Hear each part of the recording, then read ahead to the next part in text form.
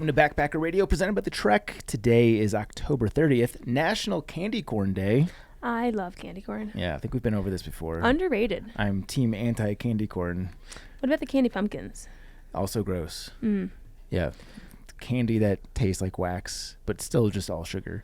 Yeah, I can't agree. I've got candy corn in the house currently. Gross. I have a little, ceramic pumpkin pot, and I fill it with candy corns and candy pumpkins. Do you have a strategy for how you consume them? I like the candy pumpkins better, but they are often more filling of the flavor because there's more of it in one. So usually I just go for a pumpkin if there's any I haven't eaten yet. I was thinking specifically back when I used to hate myself. I would eat the candy corn one color at a time. Oh yeah, you gotta start with the smallest color. Yeah, right. The one at the top. Okay, we're on the same page. I'm your co-host, Zach Badger Davis, and sitting to my right is... Hi, I'm Juliana Chauncey, aka Chaunce. Reminders of any kind, yes. We are getting close to the deadline for the 2023 AT Hikers Survey. So if you thru-hiked the AT this year or attempted to thru-hike the AT this year, we would be very grateful for you to share the particulars of your journey through our massive AT Hiker Survey. The link for that will be available in the show notes, and the results from the survey will post on the Trek sometime in early December. So not only will you get to share your insights, but you'll be able to consume all the delicious content that comes from that. Also, if you guys want to support the show and or you want some additional content from Backpacker Radio, we have a Patreon page. On the first Wednesday of every month, we release a Patreon-specific episode, usually doing something goofy that wouldn't necessarily jive perfectly with the standard show. For the upcoming episode, what are we doing, Johns?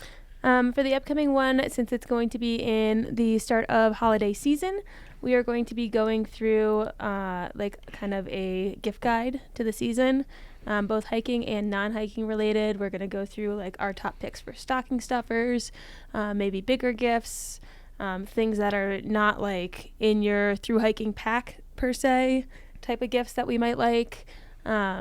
And not for us, but if we might like them, you might like them too. And then also some things to avoid, right? Some things not to gift.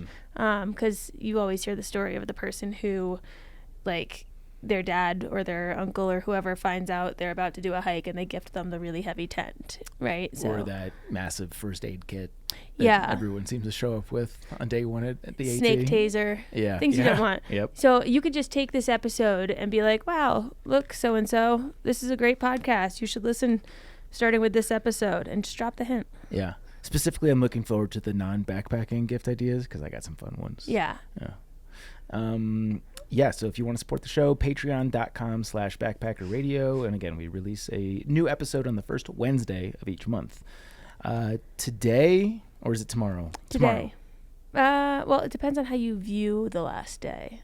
Are we going 24 hours or we're going to give them days? Through October, so we'll round up. But anyways, the last day to submit your poop story for Poop in the Woods, specifically for this contest that we're running, is the end of the day on Halloween, the 31st. Yes, we are giving away a Arctic Backpacker Radio mug tumbler, and you can't get these anywhere apart from if you are an in-studio guest. We've never given one away to any other setting prior to this. So this is very exciting, and anyone who submits a poop story via the link in our show notes or social bios up to the end of the 31st will be entered to win the super fun mug. We will have more fun things in store for the poop stories that we decide to use, but for now, this is just a fun way that we can keep them coming. Yeah. And lastly, good addition here, Chauncey, is we are hosting our holiday hiker meetup.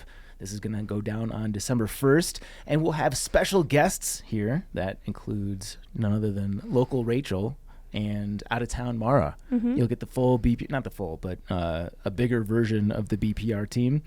This is part of our Palooza where we pretend like we're working, but really just drink for 48 straight hours. We do a work. Yeah. There's a work in there.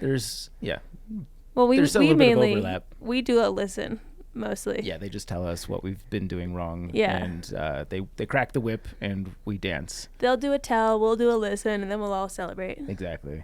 But yeah, if you guys want to come out and hang out with the Backpacker Radio crew, meet your local backpacking enthusiasts, or just want a good time with some good people, head on out to the Holiday Hiker Meetup. It'll be December 1st.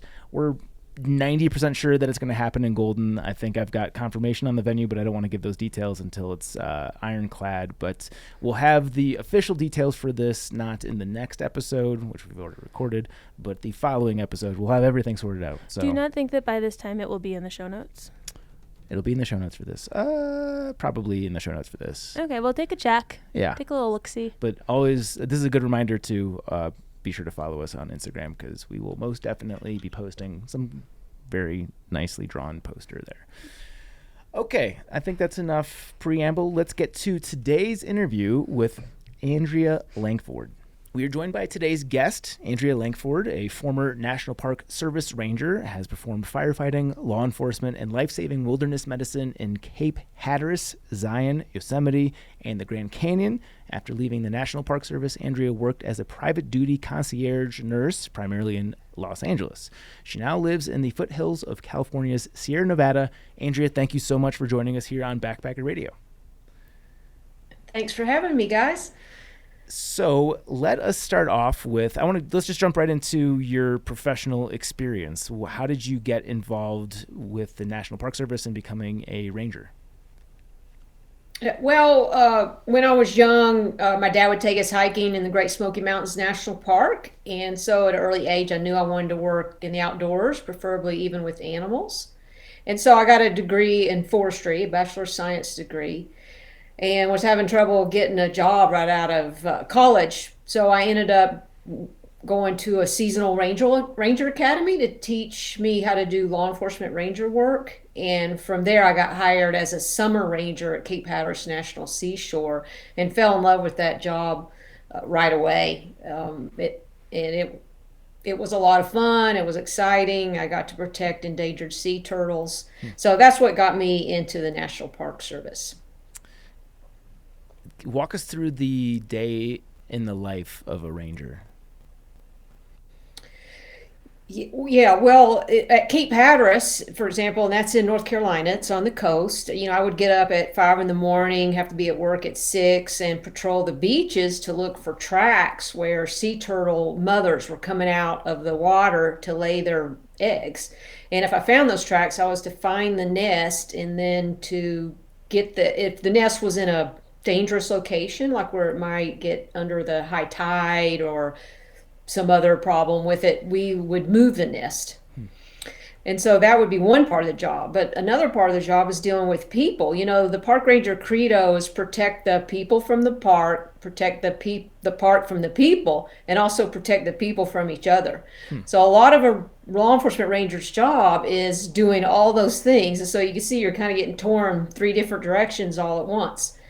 And at first, it's great. Even responding to emergencies can be fulfilling. I was an EMT and later a medic, and also a wildland firefighting. So a park ranger is responding to all those things, and you might even have to do all those jobs all at once at one scene. Let's say it's a car crash with a drunk driver and someone's seriously injured and something's on fire.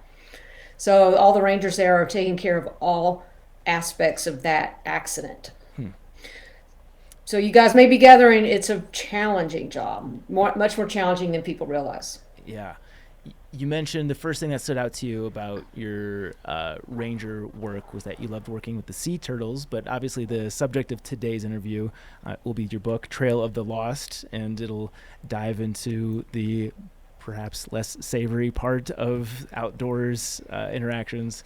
At what point did murders and missing people become a focus or a primary interest of yours?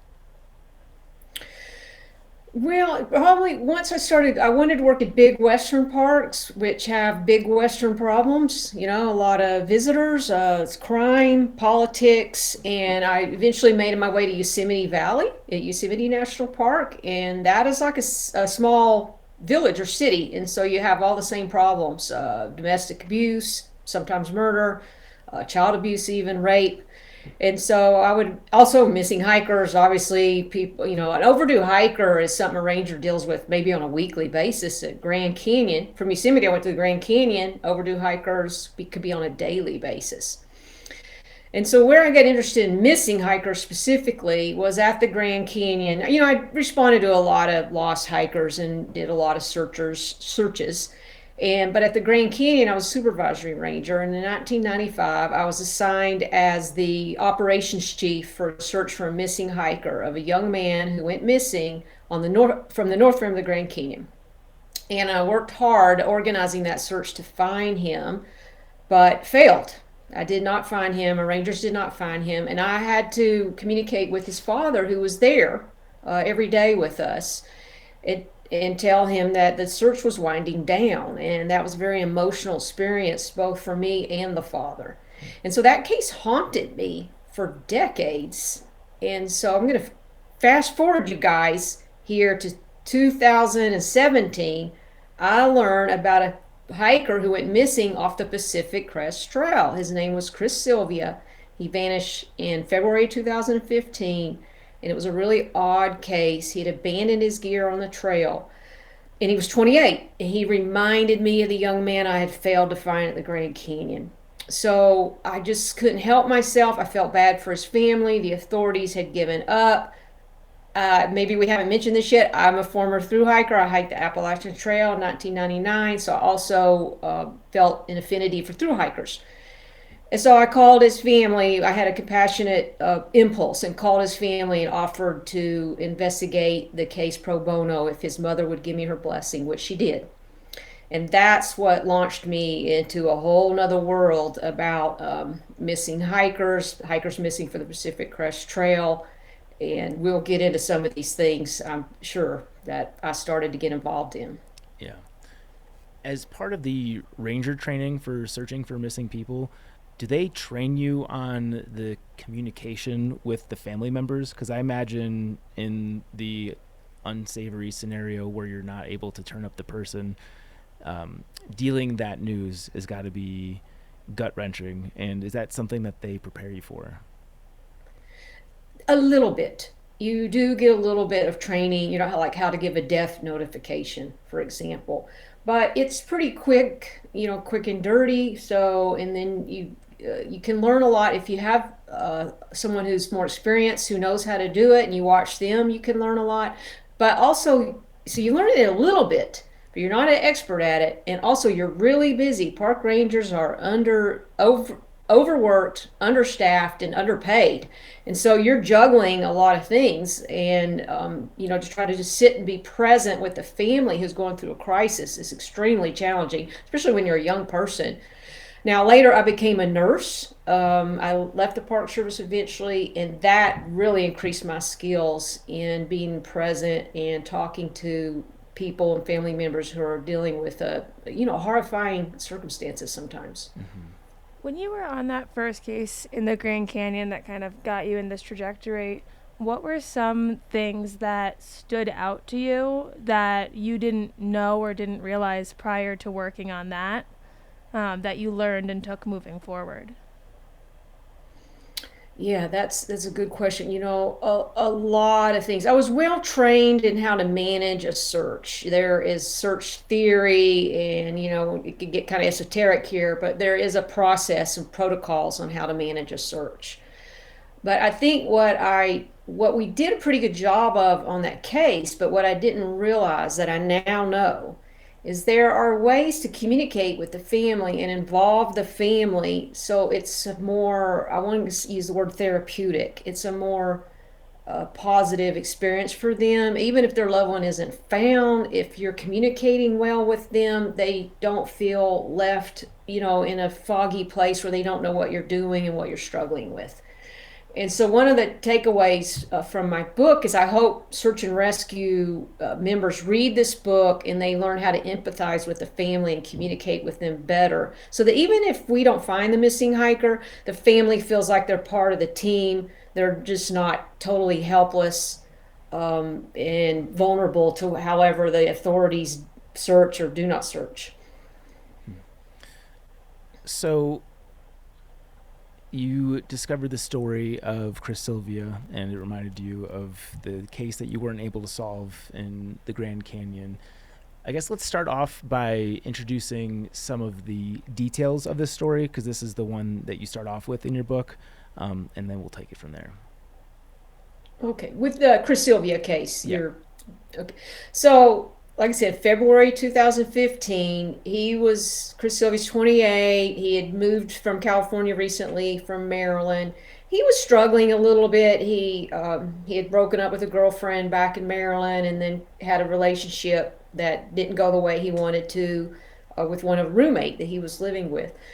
And he had lost the job, and so he was sort of struggling a bit. So his best friend, Min Kim, and roommate suggested he go to the Pacific Crest Trail, get his head straight, get out there and hike in the wilderness. Chris Sylvia, I would call him an intermediate backpacker, because he had done 2 weeks on the Appalachian Trail already. And so he wasn't a novice, but he did normally like to hike with people, not alone. So he goes out. He wants to hike from Anza Trailhead to Warner Springs to start, or actually to Campo to start out with. And then if he liked it, then he was going to yo-yo and go all the way back and do the whole trail. But he started on February 12th, 4 days into the hike, heading south from Anza. He just wasn't happy for some reason. So he called his roommate, Min Kim, and asked to be picked up there near Mike's place. If those of you familiar with the Pacific Crest Trail, the Chihuahua Valley Road, and there's a Buddhist temple there, and not a lot of people are familiar, but it's about 5 miles road walk away from Mike's place in the PCT.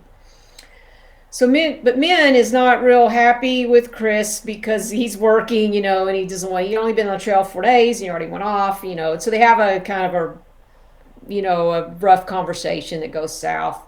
Like brothers, who are annoyed with each other. But when Min comes to pick up Chris the very next morning, Chris isn't there. And Min assumes Chris just is mad at him, and he continued to hike south to Campo. But a week later, when they hear nothing from Chris, and the calls to the flip phone he was carrying go unanswered, Min Kim reports him missing.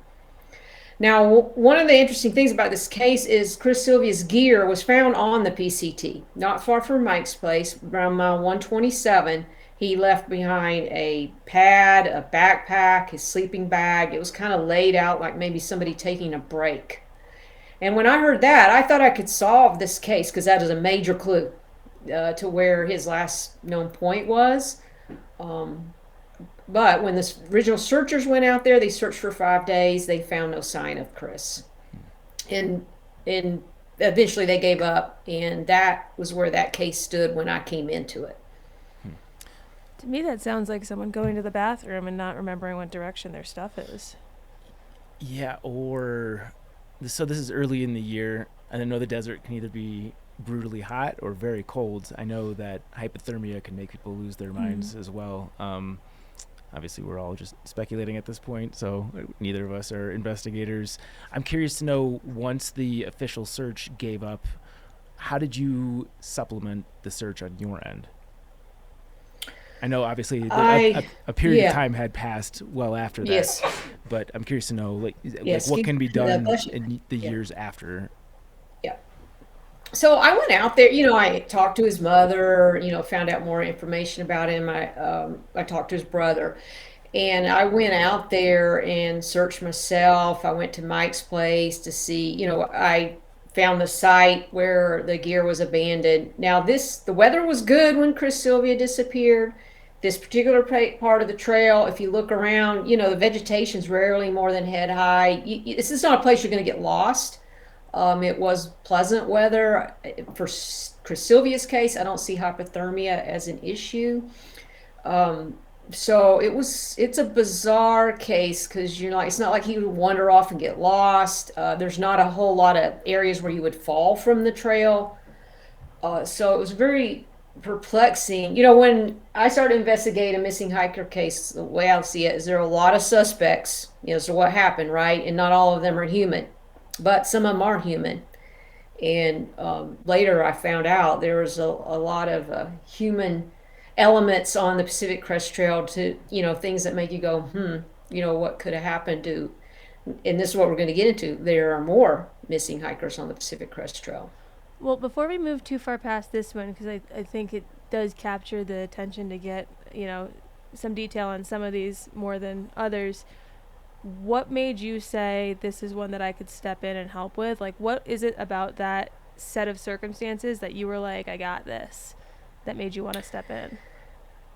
I think finding the gear on the trail as a someone trained, that shows me, or at least I thought I was working under assumptions that he was near the gear. Now you mentioned going off to go to the bathroom. That was one of the theories that now this is just reportedly, because you asked some of the things I did. So one of the things I did is try to help the family get a copy of the report from the authorities, which is a whole, I tell that story in the book. Dealing with that bureaucracy is not fun.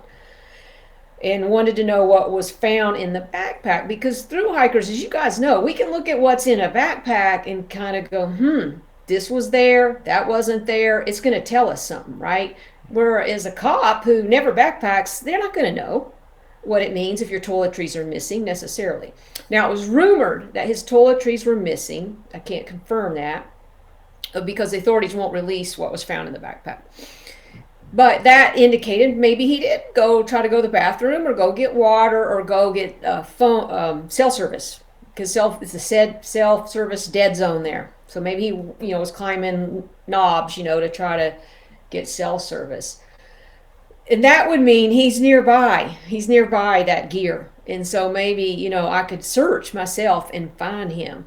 And so that was one reason why I thought, yeah, I might solve this thing.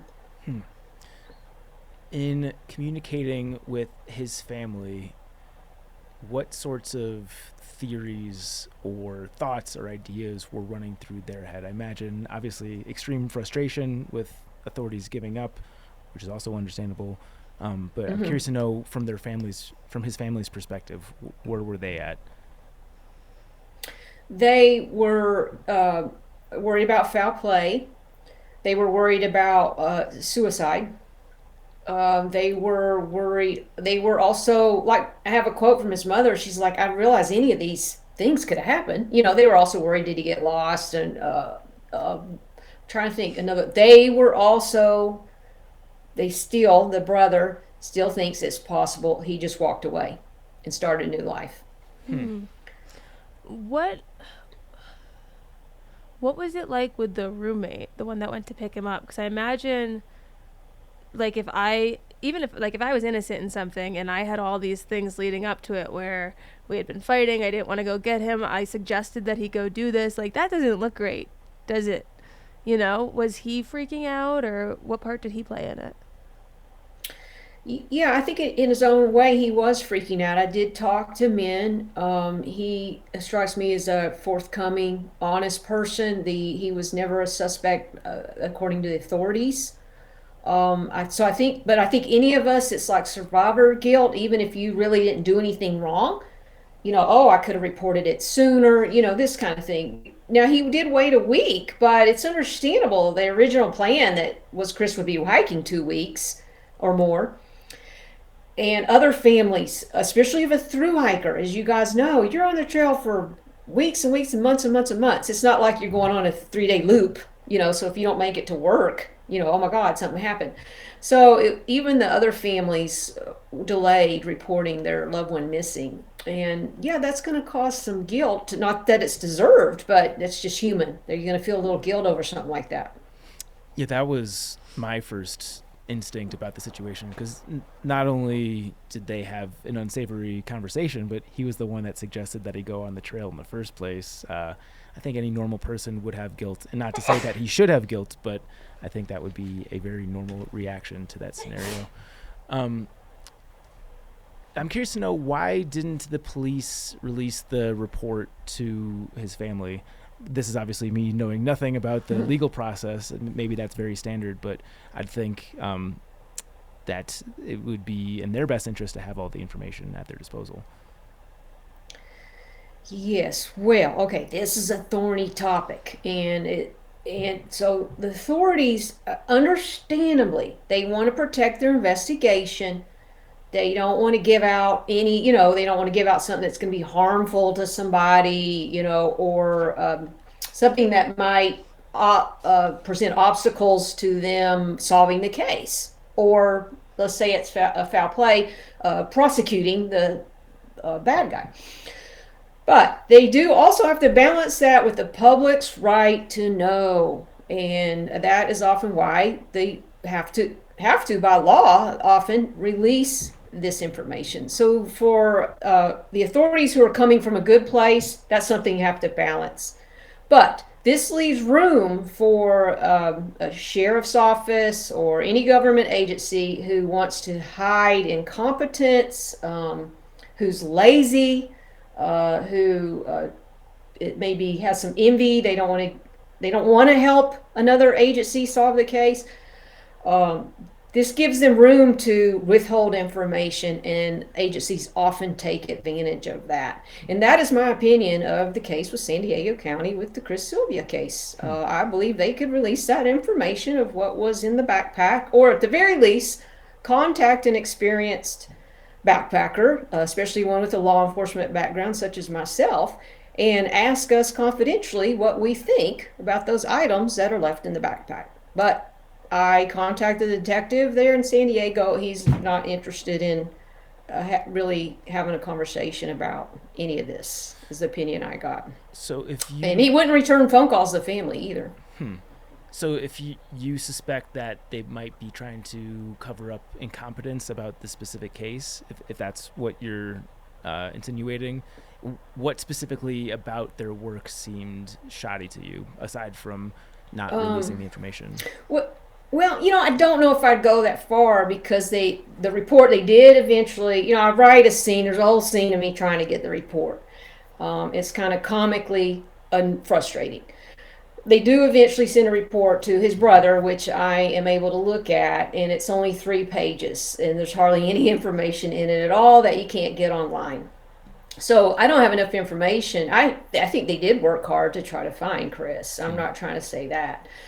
Honestly, I don't want to speculate too much. What are their actual motives for not releasing more information to me or the family or the press?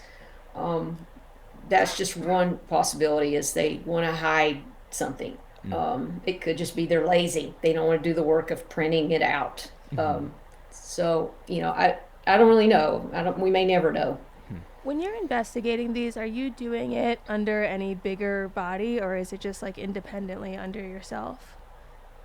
I'm out there cowgirling it all on my own. Yeah. I just started watching Only Murders in the Building, and that's kind of that's what it's like, right? It is a lot like that. I have seen that show. It's amusing, and it is like that. And then, later maybe we're going to talk about how I got involved with a group of people who are also trying to solve these cases, and how we were working together, amateurs. How do you And so it is a lot like that show. I mean, obviously that show is for entertainment value, but there is similarities. I saw it too, Chance. How do you decide, let's say you're stepping in independently to try to find someone, how do you not have that be something that could hinder current search efforts, or cause confusion, get in the way? How do you go about that in the right way? Well, okay, first off, me personally, I really won't do anything too active without getting the family's blessing. That, I don't want to do anything that's going to further traumatize the family. The second is in the heat of the search, when it's just happening, that tends to be the time to let the authorities do their work. Now, when they give up and it's a cold case and they appear to be not doing anything, then I think as long as you're legally, you're not breaking any laws, and especially the family is supporting you, I don't see any reason not to conduct your own investigation or your own search, as long as you do it safely.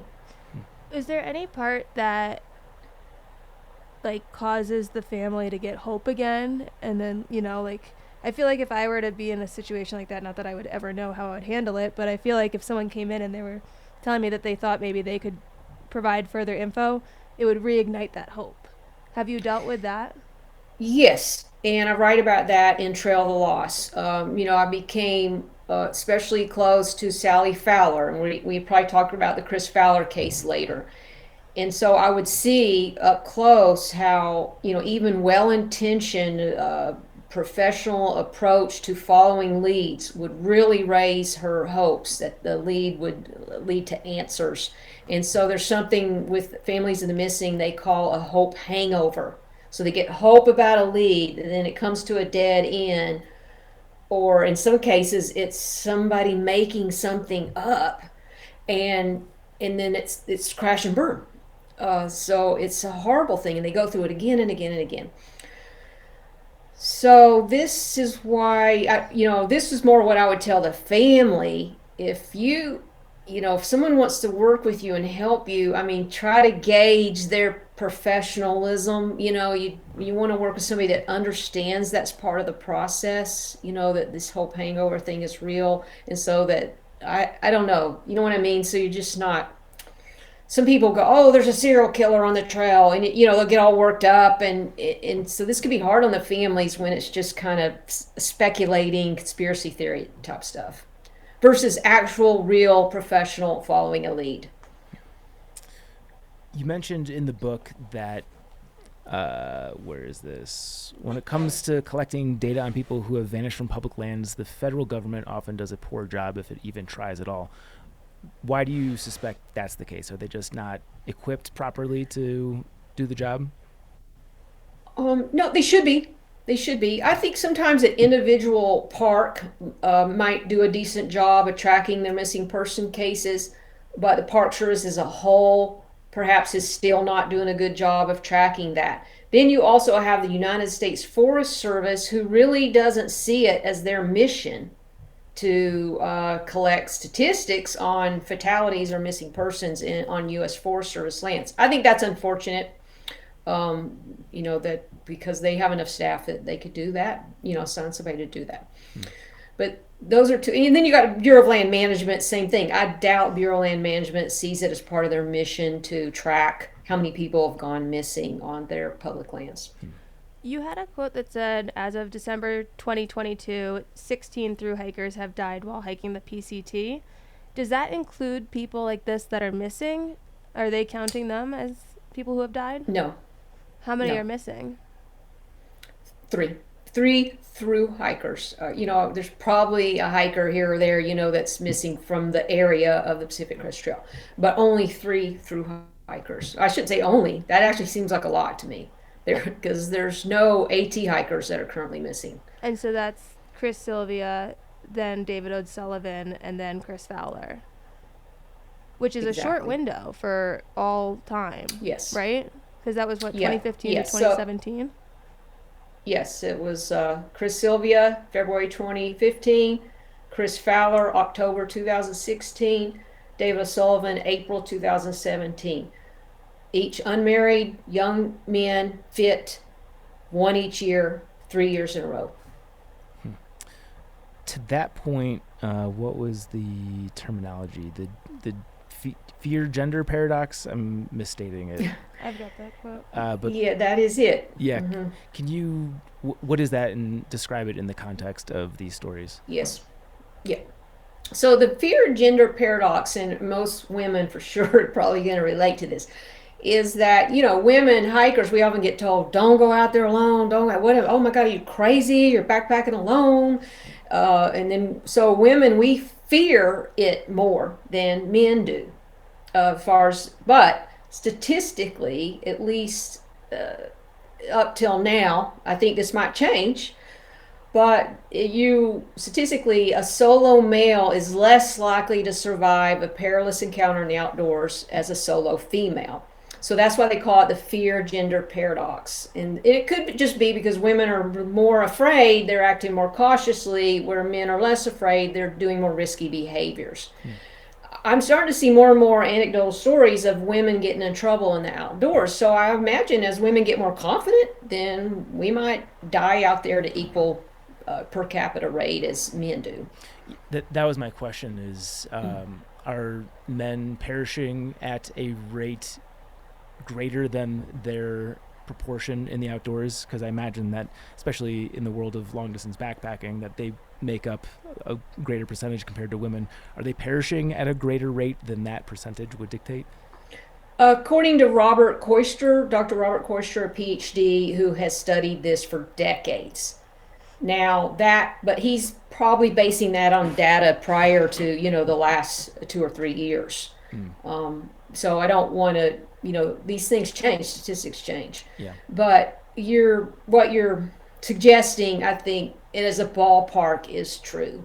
And there are more men in the wilderness, so definitely there's going to be more men getting in trouble. But even if you take that into account, the per capita, I'm going to call it, that yes, up to, let's say, 2000, that was the case. When you got involved in the Chris Sylvia portion of this, was this before the other two had gone missing, or is this after all three had gone missing that now you're jumping in? Yeah, good question. So what happened in 2017 is when I started to try to solve the Chris Sylvia case. And I started to look for patterns. I like to see, what else is happening on the trail where these people went missing, right? And right away I learned something disturbing, that Chris Fowler had also disappeared and David O'Sullivan.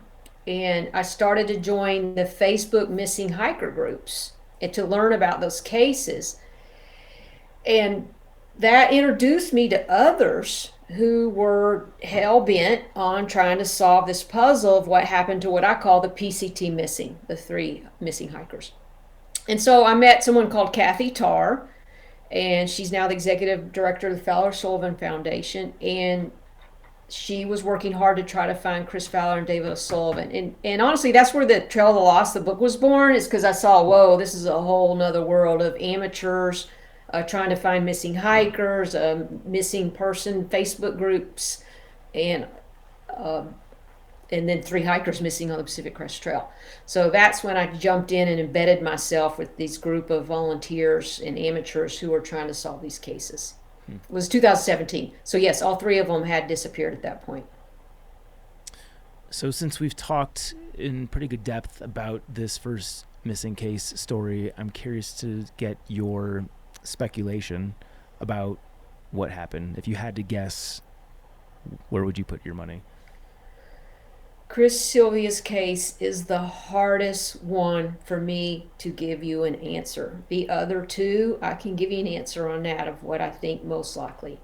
Chris Sylvia, I can't, Zach. In the book we talk about some clues that I found that it kind of challenge, what does this clue mean? I found a book that he left behind at Mike's place, which is in a total different location than where his gear was found. Now, this is a spoiler for those of you who haven't read the book yet, but the book was Siddhartha, which is about someone who leaves his possession behind and wanders off, away from his family. There's also some other things I learned about Chris Sylvia's background that led that maybe he would just walk away. And I also talk about the 12 tribes. You guys know about them, right? They recruit heavily in the area that Chris Sylvia disappeared. And his family told me that Chris Sylvia was the type who would be drawn into that type of community. And 12 tribes, once you join them, you are encouraged to break off ties with family. Yeah. I didn't know that they were active on the PCT, because I did the PCT in 2017 and started in April just like David did. But I had always heard of them as an AT thing. And I know they're out in Colorado too, but they're active where Yes. Chris was? In what way? They have a cabin you can stay out in Mount Laguna. They have a ranch, farm. What is that called? Is it Mountain View? It's about an hour hitch. It's pretty far, but what they do is they send walkers on the trail, on the Pacific Crest Trail. And I interviewed people who ran into them, so this is confirmed. And they'll walk the trail or backpack the trail and hand you a green bar and a pamphlet and chat you up. They'll set up a teepee, and I have photos to prove this. At the Anza trailhead, they'll set up a teepee and offer gear and shelter for hikers. They set up flyers in that area. So they're significantly active, I would say, from at least Mount Laguna to Idlewild.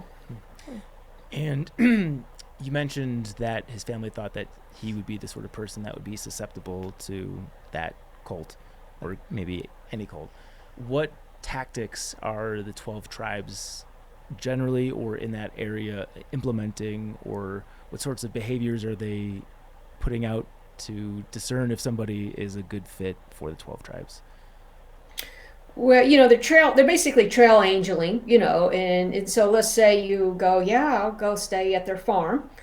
You can do work and learn how to work on an organic farm and get free room and board. They will ask you questions. They're trying to kind of find a vulnerability, and that they can, like, are you unmarried? Well, that's something we could fix because we got some women here that you might want to meet. Stuff like that. And like Chris Sylvia's brother, he made a comment. He said, maybe the 12 tribes isn't really bad for somebody like his brother Chris. And I could see that. I could see the 12 tribes being good for certain people. I think their tactics are too heavy-handed. I think if you shouldn't give up all your possessions to somebody, then you're trapped, right? And work for free, it's kind of, it traps you. So I don't like that aspect of their group, and there are some other issues about their community that I don't like. But I don't see it as some sort of like, dark cult, they're torturing you in a basement. It's nothing like that. Has anyone from their family thought about, trying to go and stay with the 12 tribes to see if they can find him? You're like incognito joining? Right. No, and I drew the line for research for my book. I wasn't going to go undercover with the 12 tribes, but I do write about visiting their groups. Their delis that are yellow deli people. They have these delis, and I visit those, and I write about that in the book. I also contacted former members and had them look at photos of the 3 of the PCT missing to see if they would tell me if they recognized them or not. And none of them admitted to. I'm not saying they were being deceitful, but none of them said that they had recognized those faces. That's the closest I got to trying to rule it out. Yeah, sure. Okay. Well, thank you for sharing your speculation, or maybe why there's not a good theory for this particular case. I'm interested. Let's jump into the next case. As you presented in the book, David O'Sullivan is next. Give us the primer on that story. Well, Chris would be next chronologically, wouldn't he? Yeah, he would. Is David next in the... David's the last. Oh, he is last. Okay. Then let's do... That's okay, yeah. We'll do Sherpa then. So Sherpa, Chris Fowler, he had got all the way from Mexico to Washington. So he was under 400 miles away from his destination. But it was October 12th when he was leaving from White Pass, Washington, right before he disappeared, and a storm was coming. Chris Sherpa Fowler, he was 34, and he had left a corporate type business job. He had a business degree and was seeking, like a lot of us when we thru hike. I was the same way. I was in between careers, and you're kind of in a transitionary stage of your life, and you're seeking a new lifestyle, right? So that's kind of where Sherpa's head was at when he was up there. And so he hiked north from White Pass right before a storm was coming in. And so that, if you had to ask me, well, what happened, I would say it was something to do with that storm. Now, where I get challenged on the Chris, he got cold or lost or something. But he has to be pretty far off the trail because nobody can find him. And also there's some really haunting sightings where people, there's one sighting, I call it the Greenwater sighting, where he was possibly seen at the Natchez Tavern there in Greenwater, which is an easy hitch from Chinook Pass, those of you familiar with the trail. And if that sighting is true, he could be anywhere, because that would mean he hitched out after the storm. And so where did he go? What did he do? What happened? So that's, to me, is the haunting aspect of that case. But if you ask me what the most likely thing is something related to the weather that happened to him. Well, let's go back and talk about some of those sightings, because that is kind of chilling. But there was more that you mentioned in the book with like someone giving him a burrito, and what were the other sightings that happened? Now, witness sightings are a funny thing. And I studied like over a dozen related to these cases, and I concluded that most of them were false. And some of them, I write about in the book, seem to be totally made up. Now, one of them that's very haunting is a bear hunter claimed to have seen Chris hiking the trail on October 22nd near Blowout Mountain, which is quite a way, well, I want to say maybe about a week north of White Pass. But the timing didn't match. With through hiker pace, the timing was off. And this is a little bit of spoiler too, but it turns out that the bear hunter was being deceitful, or he's very mistaken, and either totally made up that sighting or what, I don't know. We don't know. And this was investigated by law enforcement, but we don't have any firm answers. But it was proven that his original sighting was false by the amateurs.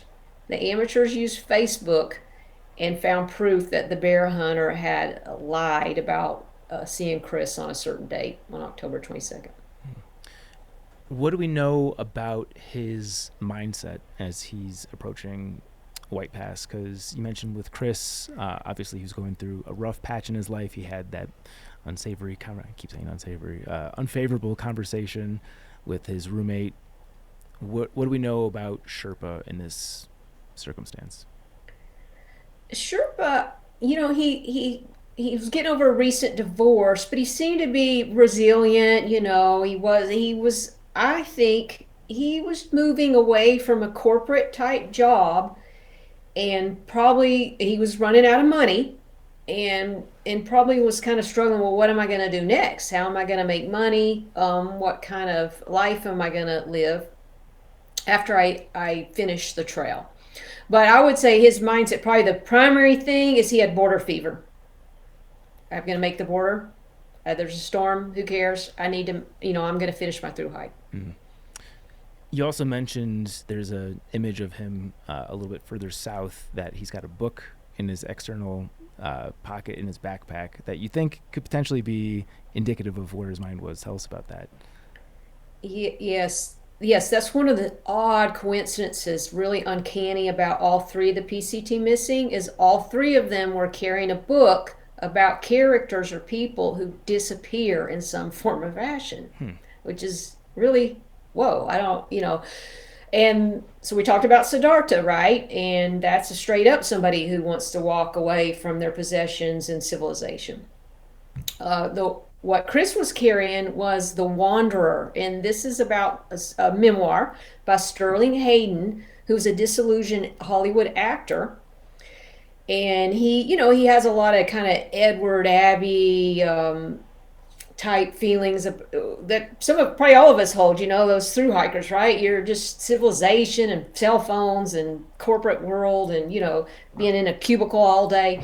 He had these kind of ruminations in his book, but he also absconded with his children to the dismay of his ex-wife, and kind of disappeared with them on a sailboat to, I think, Tahiti, somewhere in the far east, right? And so he kind of tried to disappear, as well. And that's what Chris Fowler was carrying. So you could see he was probably ruminating over those same kind of thoughts about maybe trying to escape, what do you want to call it, like typical American materialism. Perhaps this is just a selection bias error on my behalf, but of the three missing people, I feel like Sherpa's story was the most prominent, at least in the through hiking world. Is that consistent with what you found? And if so, why is that the case? Yes, on Facebook and social media and through hiker community, I would say you're right. That case got the most attention. I think a lot of that is probably due to, well, I think two things. One, he was on the trail the longest. See, so through hikers would feel more like he was one of them right? Just because he'd been doing it longer and he'd have more through hiker friends. I think the other is Sally Fowler, his stepmother. Is very active person on her Facebook page, and so I think people um, really her predicament really resonated with a lot of people. And perhaps the third thing is in Washington State, the hiker community really came through and rallied around this case, and which is not so much the case in Southern California for the other two hikers. Yeah, I will say, because I went northbound in 2017, and I've talked to Sally a couple of times. And like you would see the flyers everywhere up north, which I mean they had them all over the south for David as well. But with Sherpa, I think there was a lot that hikers our year could relate to, because he had just gone missing the following fall. And everyone, when you get to that point in going north, you're starting to worry about weather. You know, you're getting to that point where weather's a concern, and you have him as the heed this warning thing. And then when you get to Hiker Haven, which it doesn't happen anymore, but they had like a binder of stories that people had wrote down about scary incidences. They had all this info on him. And I think between like that being a common fear of people getting north and how active Sally was in terms of putting call outs on groups, like writing an open letter to the hikers, all the things she was doing, it was just like, it was hard to not know about it by that point. Yeah, I agree. Okay, so let's get into David's story. Well, before we do, can we go over quickly like what the investigation for Sherpa looked like and kind of where that left off? Yeah. Okay, so with Chris Fowler, now I write about some Sally Fowler's experience. You know, I interviewed her in depth, and if you read the book, you'll get to see how this all felt for her. And there was a significant delay of authorities, even though Sally was calling them, and her husband, Mike Fowler, Chris's father, was calling and pushing, even cussing them out, trying to get them to open an investigation into their son's disappearance.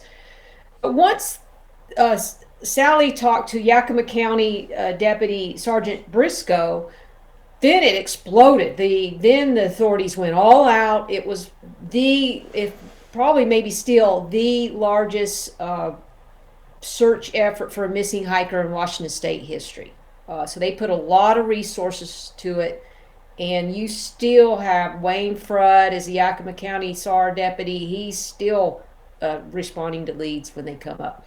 So the authorities did go all out for the Chris Fowler search, although it was delayed. Then the amateurs came in, and we did, Kathy Tarr, Morgan Clements, and a bunch of others. There were volunteer searchers. I mean, dozens and dozens of people up there in Washington and other areas have investigated and responded to leads and physically searched. There's two hunters, Andrea Kirkman. They searched dozens of sites themselves. So the amount of searching that's been done for Chris without finding him is probably extraordinary, unprecedented perhaps.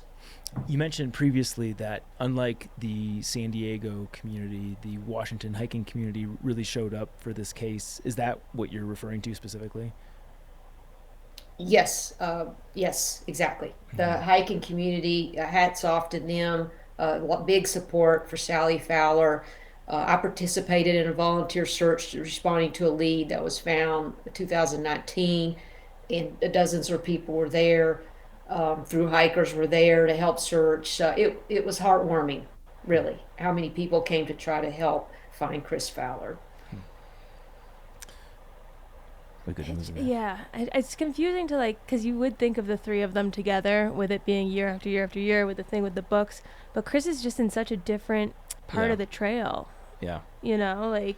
That's the part that's weird about it. Though it does make sense and probably worth talking about and you do mention this, or you do write about this in depth in the book, about just how vicious those early Washington winters can be. So although it's in a different location, intuitively it makes sense that something can go horribly awry with one of those heavy Washington snowstorms. Yes, yeah.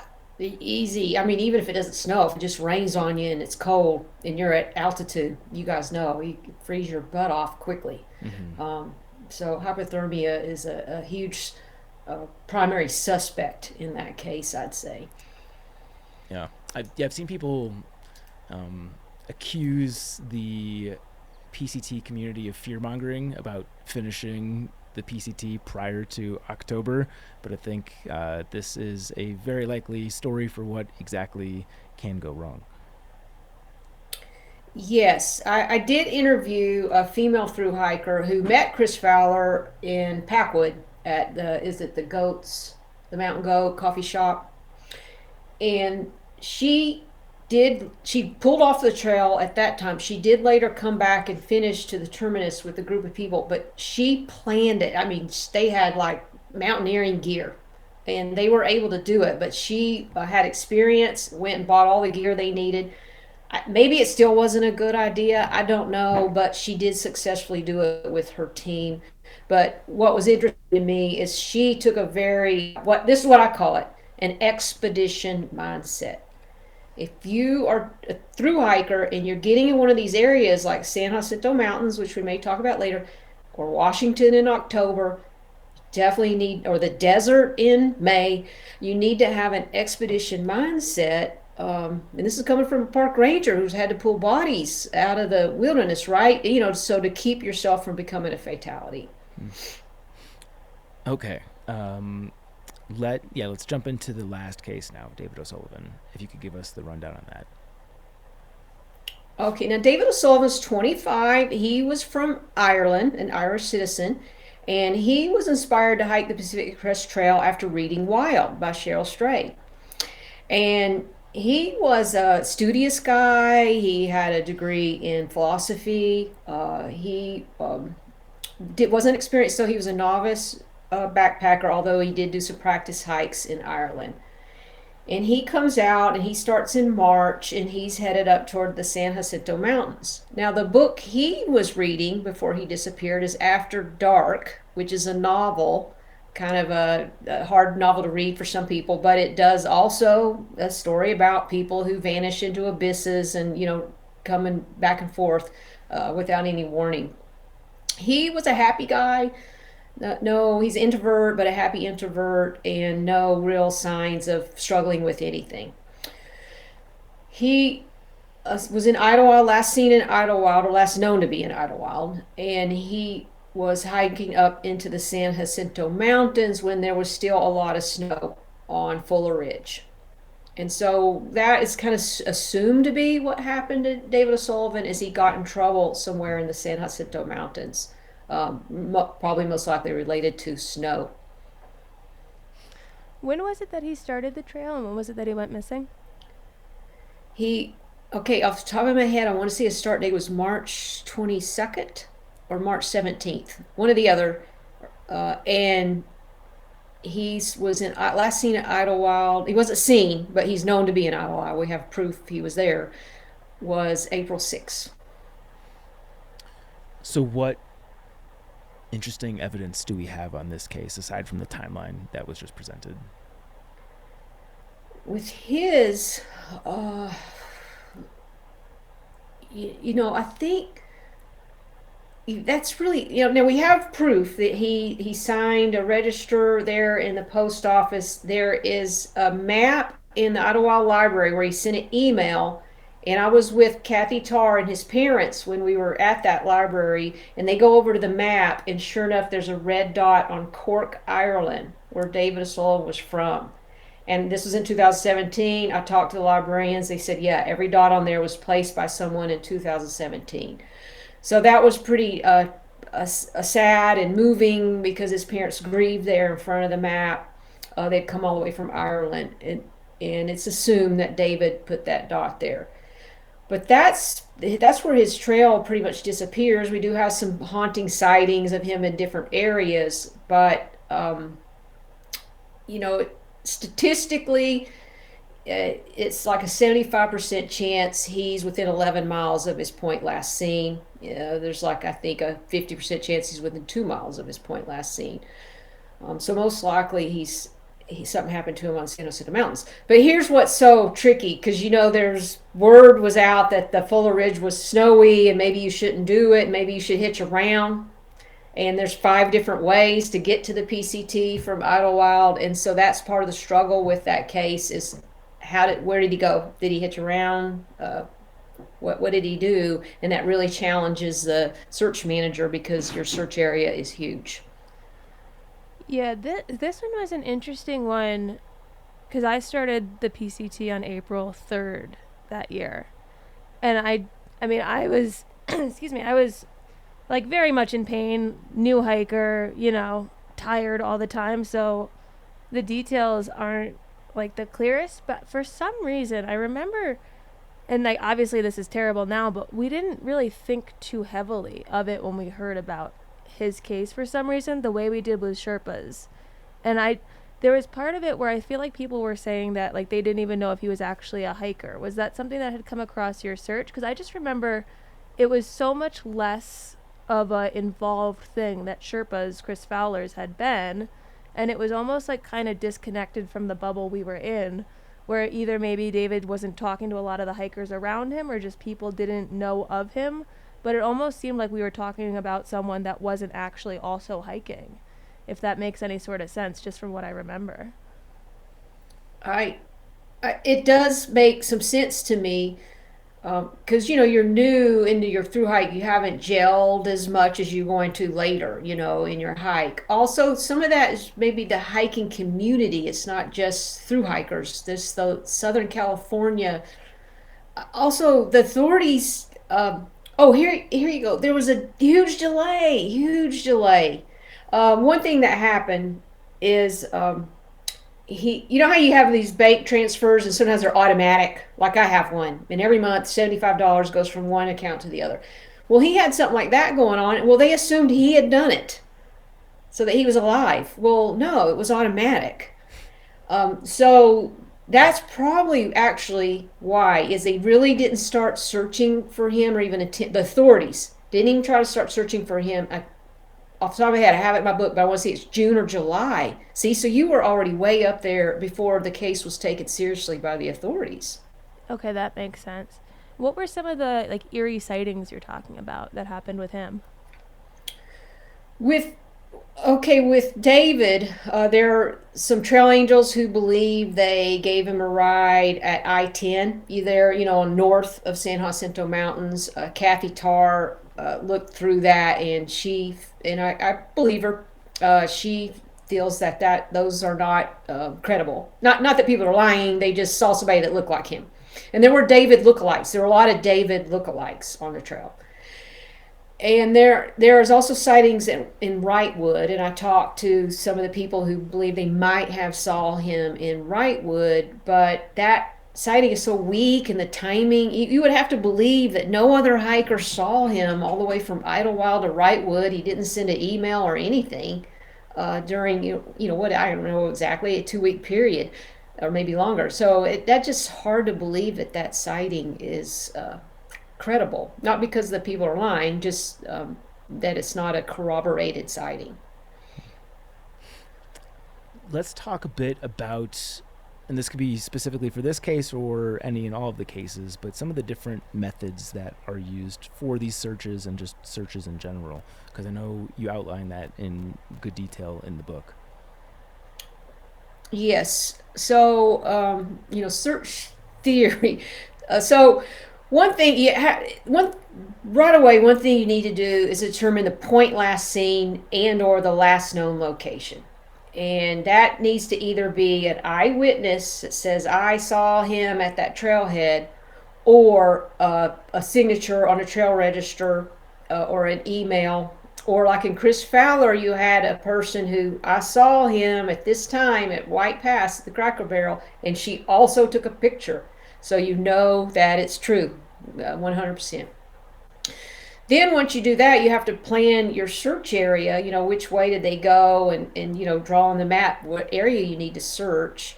Now, professional searchers, they also do something called a hasty, and that means you send a team out, based on maybe experience or what you learn in the investigation, to go search the most likely area. Like, let's say Grand Canyon, someone tells me they're hiking the Bright Angel Trail, and we heard from them at Mile and a Half House, and that was the last we heard from them. So we sent a hasty down there to try to find them in that particular area by helicopter, if necessary.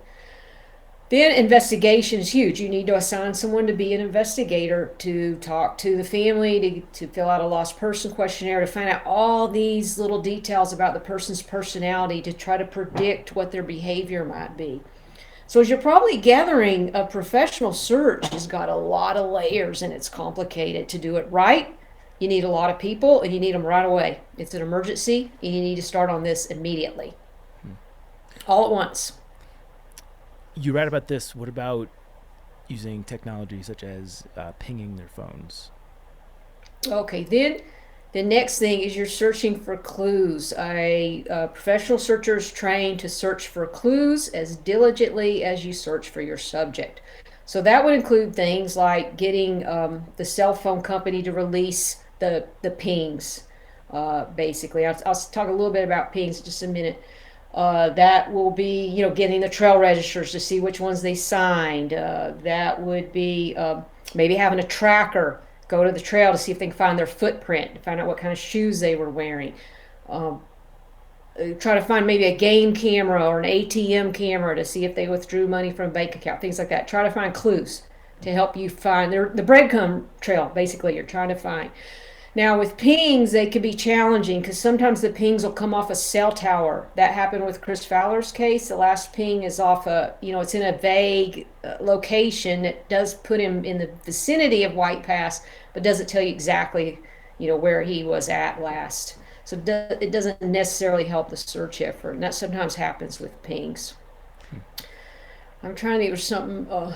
Then what the book goes into, because in 1995, when I was a ranger, we didn't have Facebook. It didn't exist yet. So social media can be a huge investigative tool, and that's what I learned during researching my book. And the book, Chris Sylvia's book that I found, I was able to find the actual book by Facebook because, you could put on Facebook, did any thru hikers see this book? And sure enough, right away, some of them did. I did, and then that led to finding the actual book he left behind, which is incredible. Wow. You had mentioned in the book, tracking experts believe that a single hiker will leave nearly 2,000 physical signs per every mile they walk. Is that like 2,000 footsteps, or what kind of signs are people leaving? So you're a trained tracker, ground tracker, is looking for things like a bent twig, a footprint, a scuff in the dirt, a butt print in the dirt, a candy wrapper, any sort of, just think of a crime scene, how they're going nitpicking, the grid to try to find a cigarette butt, anything that might lead them to either evidence, a clue, or for a tracker to follow the trail of this person. So that's what that means, is that when you walk through an area, you're affecting that area, and some of that is left behind for people to find. You also write in the book another search method, cadaver dogs. Was that implemented in all three of the searches here? Yes, it was. Dogs were used, and other than some faint, I think on Chris Fowler there was a faint alert on Blowout Mountain, but didn't turn up to anything. And I don't know of any dog alerts on the other two cases. What's a cadaver dog? What is a cadaver Okay, dog? sorry. A cadaver dog, or a human remains detection dog, HRD dog, you'll see. They are trained to smell specifically for human remains. And there's some controversy on how good they are as a whole. What I believe is you might have one dog and one handler who is superb, and then you'll have another dog and another handler that really aren't very good at all. So it runs the gamut. So if you're managing a search, you kind of have to take that into account. You have to take that evidence with a grain of salt, from my experience. You also mention about using drones and squint searching. Drones are kind of one of the heroes of this story. And there's a group called Western States Aerial Search, and they are incredible. And they have come up with this technique of taking a drone and flying it in a lawnmower grid, all the while it's taking picture, picture, picture, picture, picture. Then those high resolution images can be sent to a team of what is known as squinters, and it's because they're squinting at their computer screens at home looking for clues. And this is a bit of a spoiler, but these group of people saw 4 cases so far to date using this technique, 4 cold cases. That's interesting. Is this just in general, or is this on the PCT? Like the 4 That's cases. in general. Yeah, that's in general. None of the cases on the PCT were solved with this group, but there is a case related to PCT, near the PCT, that I write about in the book, John Sturkey case. Now, the drone, you could also try to use a drone to find in real time.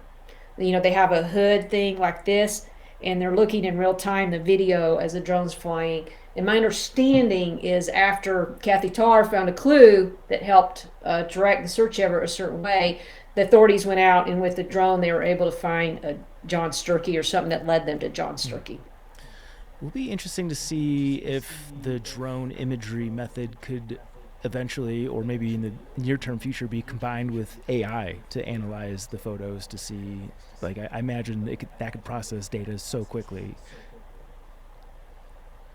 Yes, there is. I think there's a lot of promise there. I hope there's a lot of promise there. You know, I do write about this in the book, and there's been studies that show that, at least in recent history, humans did it better. Crazy. There is a software to do this, but the humans did it quicker and faster, which blows my mind. But that doesn't mean that eventually AI is going to catch up and get better at this. So I'm just hopeful the right person or team of people or a corporation is going to come in and try to develop something that cooperates with human squinters so that this technique can be more successful and done, because it's very time consuming to search these images. And so I think there's a lot of promise in the future for AI to help humans do this. Excuse me. What part of you was, if any, waiting for someone to go missing in 2018? Because I feel like 2015, 2016, 2017, and that's when you get involved. Are you almost like holding your breath in 2018, waiting for the next one? Well, someone did go missing in 2018, 2 people, I believe, and we played somewhat a little bit. Me, when I say we, I'm talking about all these amateurs I was working with, like Kathy Tarr and Sally Fowler and Morgan Clements, and there's more. But one of them was Kira Moon, went missing 2018, right? That was a creepy one. Yeah, have you guys talked about that story yet? We haven't. That's a whole. I know it from when I was hiking. Again, back to me. I know it from when I was hiking because they posted that guy all over Facebook, and it was like, why aren't people like getting him, right? Like, because he was just free to go around. What happened with that one?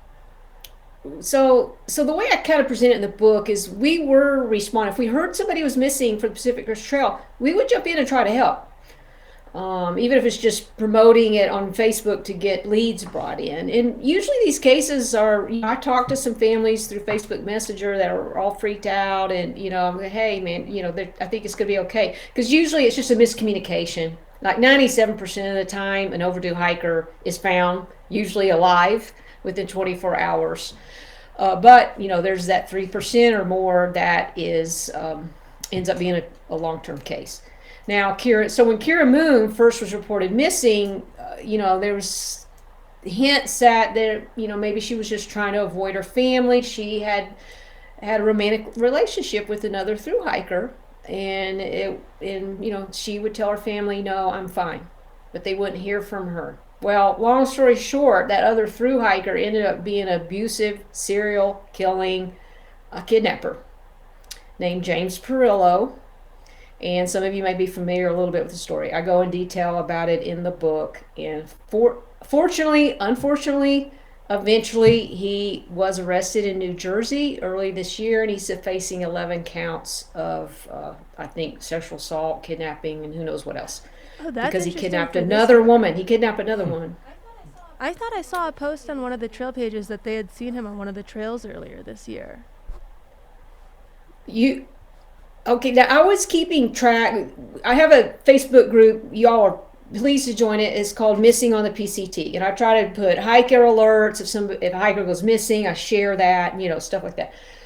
And so people would tell me where they'd seen him, and I would share that on that Facebook group. And I'm not the only one who was doing this. Other people were trying to work. Because what happened after he kidnapped Kira Moon, the police dropped it, totally dropped the ball, and he was just right back at it, And going to didn't trails. she die in like arson or something? It was something crazy. She did. Now, he probably broke one of her ribs because she had a broken rib. That was confirmed after she escaped his clutches. But the authorities, for whatever reason, blew that case off. And he would go back to the PCT and start, getting trail angels and, just conning people. He likes to play on your sympathy. Oh, I've got cancer. That's why my head's bald. And, oh, yeah, give me a ride, give me money, that kind of thing. But we would hear that, and we warn people, and so we would bounce. He would go to the PCT, he was on the AZT, he was on the CDT, went to the Lost Coast Trail in California. And so he was bouncing around, but the last I heard, you got to forgive me on the date, I want to say it's 2021 or 2022. I heard they had given him a ride to Soledad Canyon near the PCT. And then I didn't hear from him at all, and I know why. It's because he kidnapped this other woman and took her to New Jersey. Oh. And if you Google James Perillo, New Jersey, you'll even see me come up because I was on Inside Edition about this. He kidnapped her. She escaped. There's a video of it. You could see him. She ran into a gas station and locked the door. And you could see him trying to get her, and then he goes away. Well, the New Jersey authorities thankfully took it serious, and they arrested him. And I was told that the prosecutor used stuff that was on my Facebook group about him to convince the judge not to release him on bail. So to me, this is a story about hikers coming together and keeping people warned about a threat on the trail. That's awesome. That's got to feel rewarding. So I want to read an excerpt here. Chance knows what's coming. This is on the subject of Lighten the mood a mountain bit. lions, but on page 149 at least for the PDF version. I watched online videos and read blogs by thru hikers who had been approached by mountain lions. 2 women claimed a cougar stalked them while they huddled in their tents at night, and a male thru hiker reported being charged by a lion at dusk. Terrified, the hiker let out a visceral scream so primal that the lion peeled away. Do you know where you sourced that story from? No, I don't. Okay. Off the top of my head, from a blog somewhere. Was it one of you guys? We think it's Zach's story. I have that story. I imagine I'm not the only one, but I was just curious to know. Yeah. Was it on the trek? Yes. Was it on your blog? Okay, well, great, man. I need to put that on my website. Well, we were cracking up because So that was you. Oh my God. Rachel sent us a screenshot of that, and she was like, I'm pretty sure this is Zach. And Zach was being all modest, and I read it. I was like, no, Zach, that's definitely you. So I have to know, did I portray it accurately? No, that is accurate. I don't think I would change. If you're going to condense the story to 2 sentences, I think you did a very nice job with it. So you tell that story for anyone listening that wants to hear it. You tell that story in episode 4. Yeah, we do another spooky story-themed episode. I think it couldn't have been that early. But yeah, I tell it in depth in episode 4. But yeah, it's just we got a good chuckle. Yeah, we got a laugh. Potentially my story was featured in the book. Yeah. It has to be that. It has to be that, Zach. And the mountain lion thing is a little scary. Because there's a lot of stories like that. And with the Chris Sylvia case, hikers would write in the trail registry there at Mike's place about how they were hearing cats caterwauling. And then there's a story I talk about where I run into mountain lion tracks, and I show a photograph taken from a trail cam of a mountain lion in that area. Yeah, Chauncey and I went to a press conference of a fella in Fort Collins, Colorado, who was attacked by a young mountain lion. I think they suspected it was like Yeah, it was like Juvenile. 1 year old, or maybe slightly less than that. But it was a Yeah. small cat and definitely attacked this guy. And it sounded like he did everything correctly. So I could imagine, a hiker that's malnourished and tired might not be able to mount the same defense. So I guess to put a bow on this, do you foresee any evidence coming in the coming weeks, months, years that could possibly be shed on any of these cases, or do you think the cases are shut at this point? Well, I am hopeful because of the book that maybe the publicity will bring in a lead, maybe somebody who gave a ride to one of the hikers, or maybe something we haven't known about, and that leads to one of these cases being solved, or they see something in the wilderness. But other than that, for me personally, yeah, I'm waiting for another lead to come in. And assuming somebody listening to this podcast wants to help, obviously the answer is obvious if they've got information about it, what they should do. But if there was somebody that felt the same call that you did to help out not only these 3 stories, but just in general, what sort of advice would you offer them? The quickest advice I could borrow is the Fowler O'Sullivan Foundation. And this was Kathy Tarr's executive director. Sally Fowler is on the board. And this organization tries to, a lot of things, they try to help search for hikers during cold cases. They are doing a drone image search as we speak of a hiker that's missing in Idaho.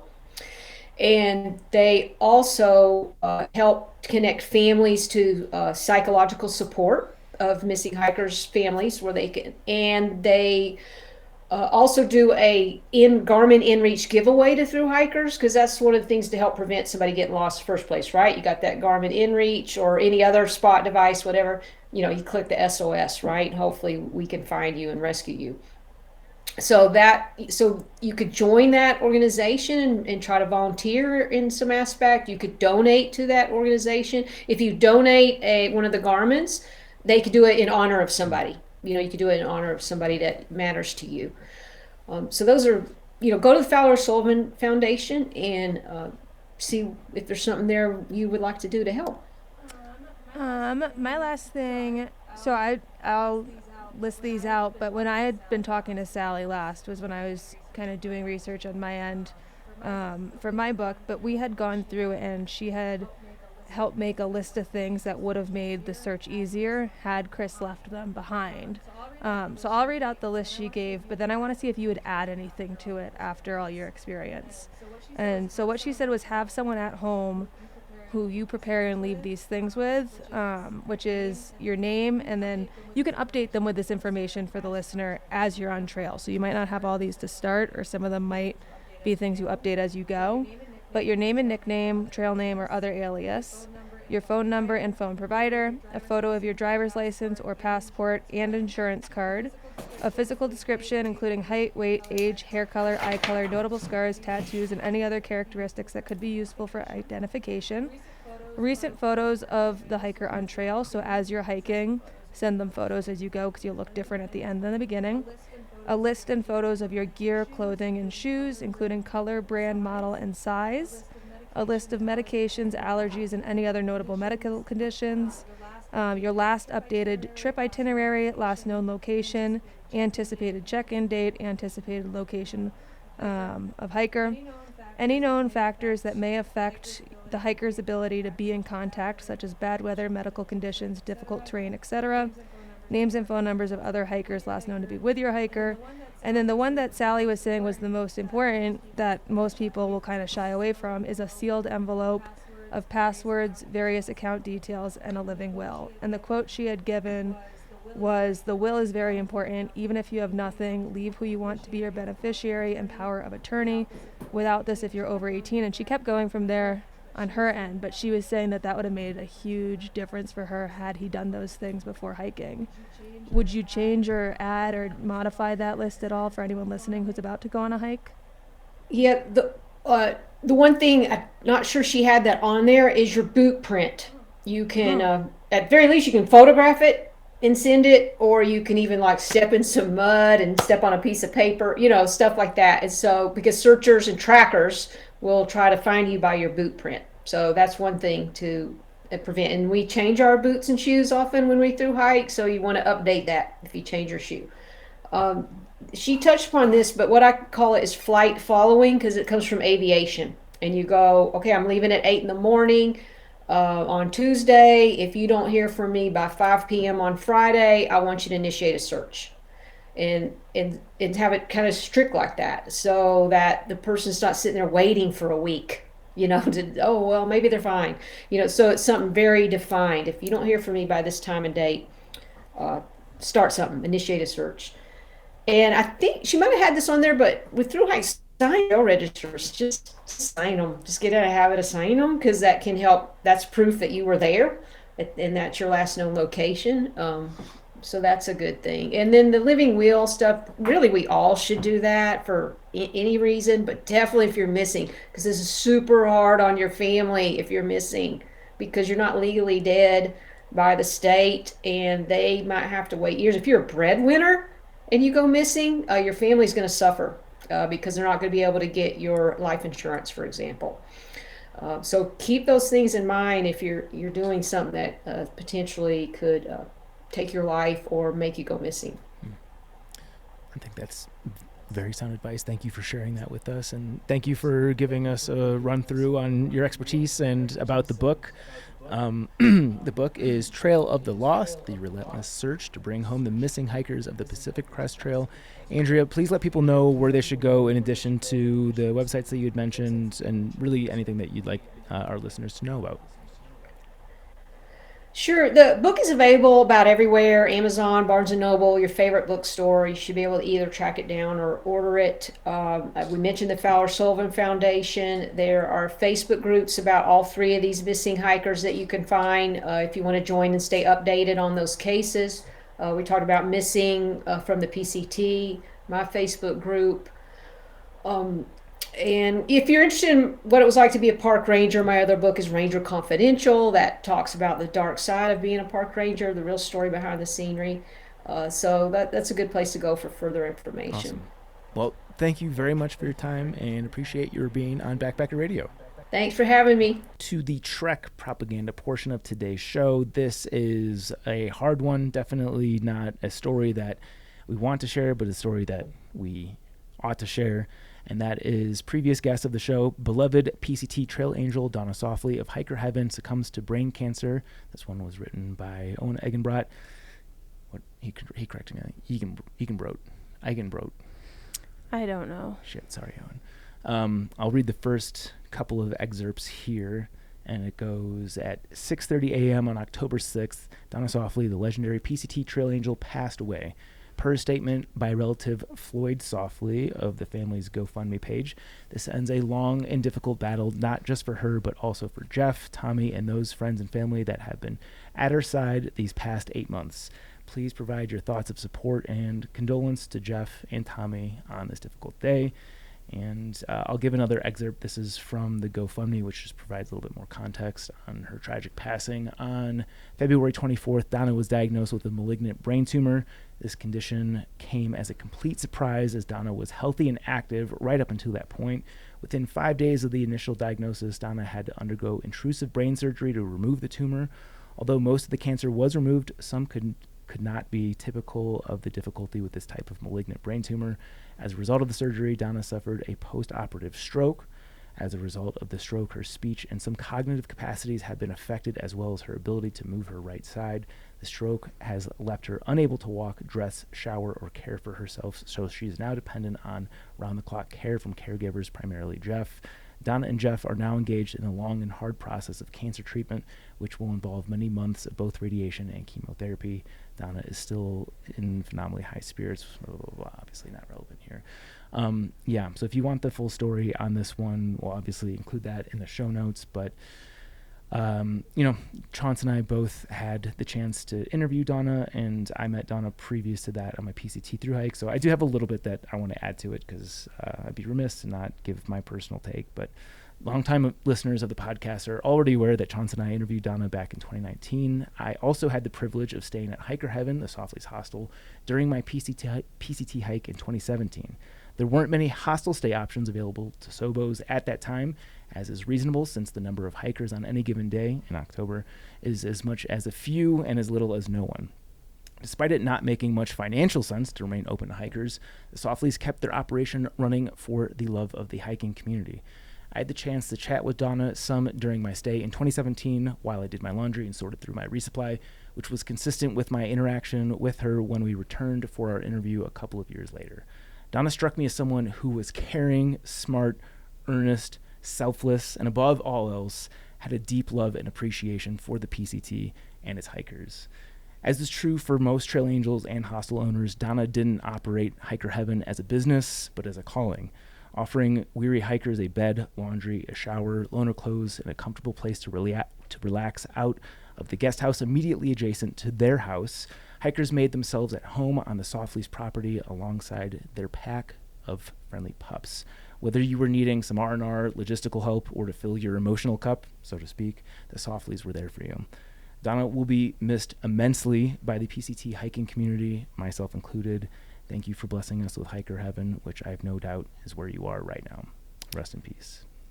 Yeah, I think if you are looking for just like some nice memories, or you just want to like even like hear her voice, taking a listen to that episode that we did is a nice way to get another like listen to her talking about what she was really passionate about and sharing kind of her history with trail angeling with us, and that could just be a nice way to remember her if you're looking for a way to bring back those memories. Yeah, that is episode 58 for Yes. anyone who's interested.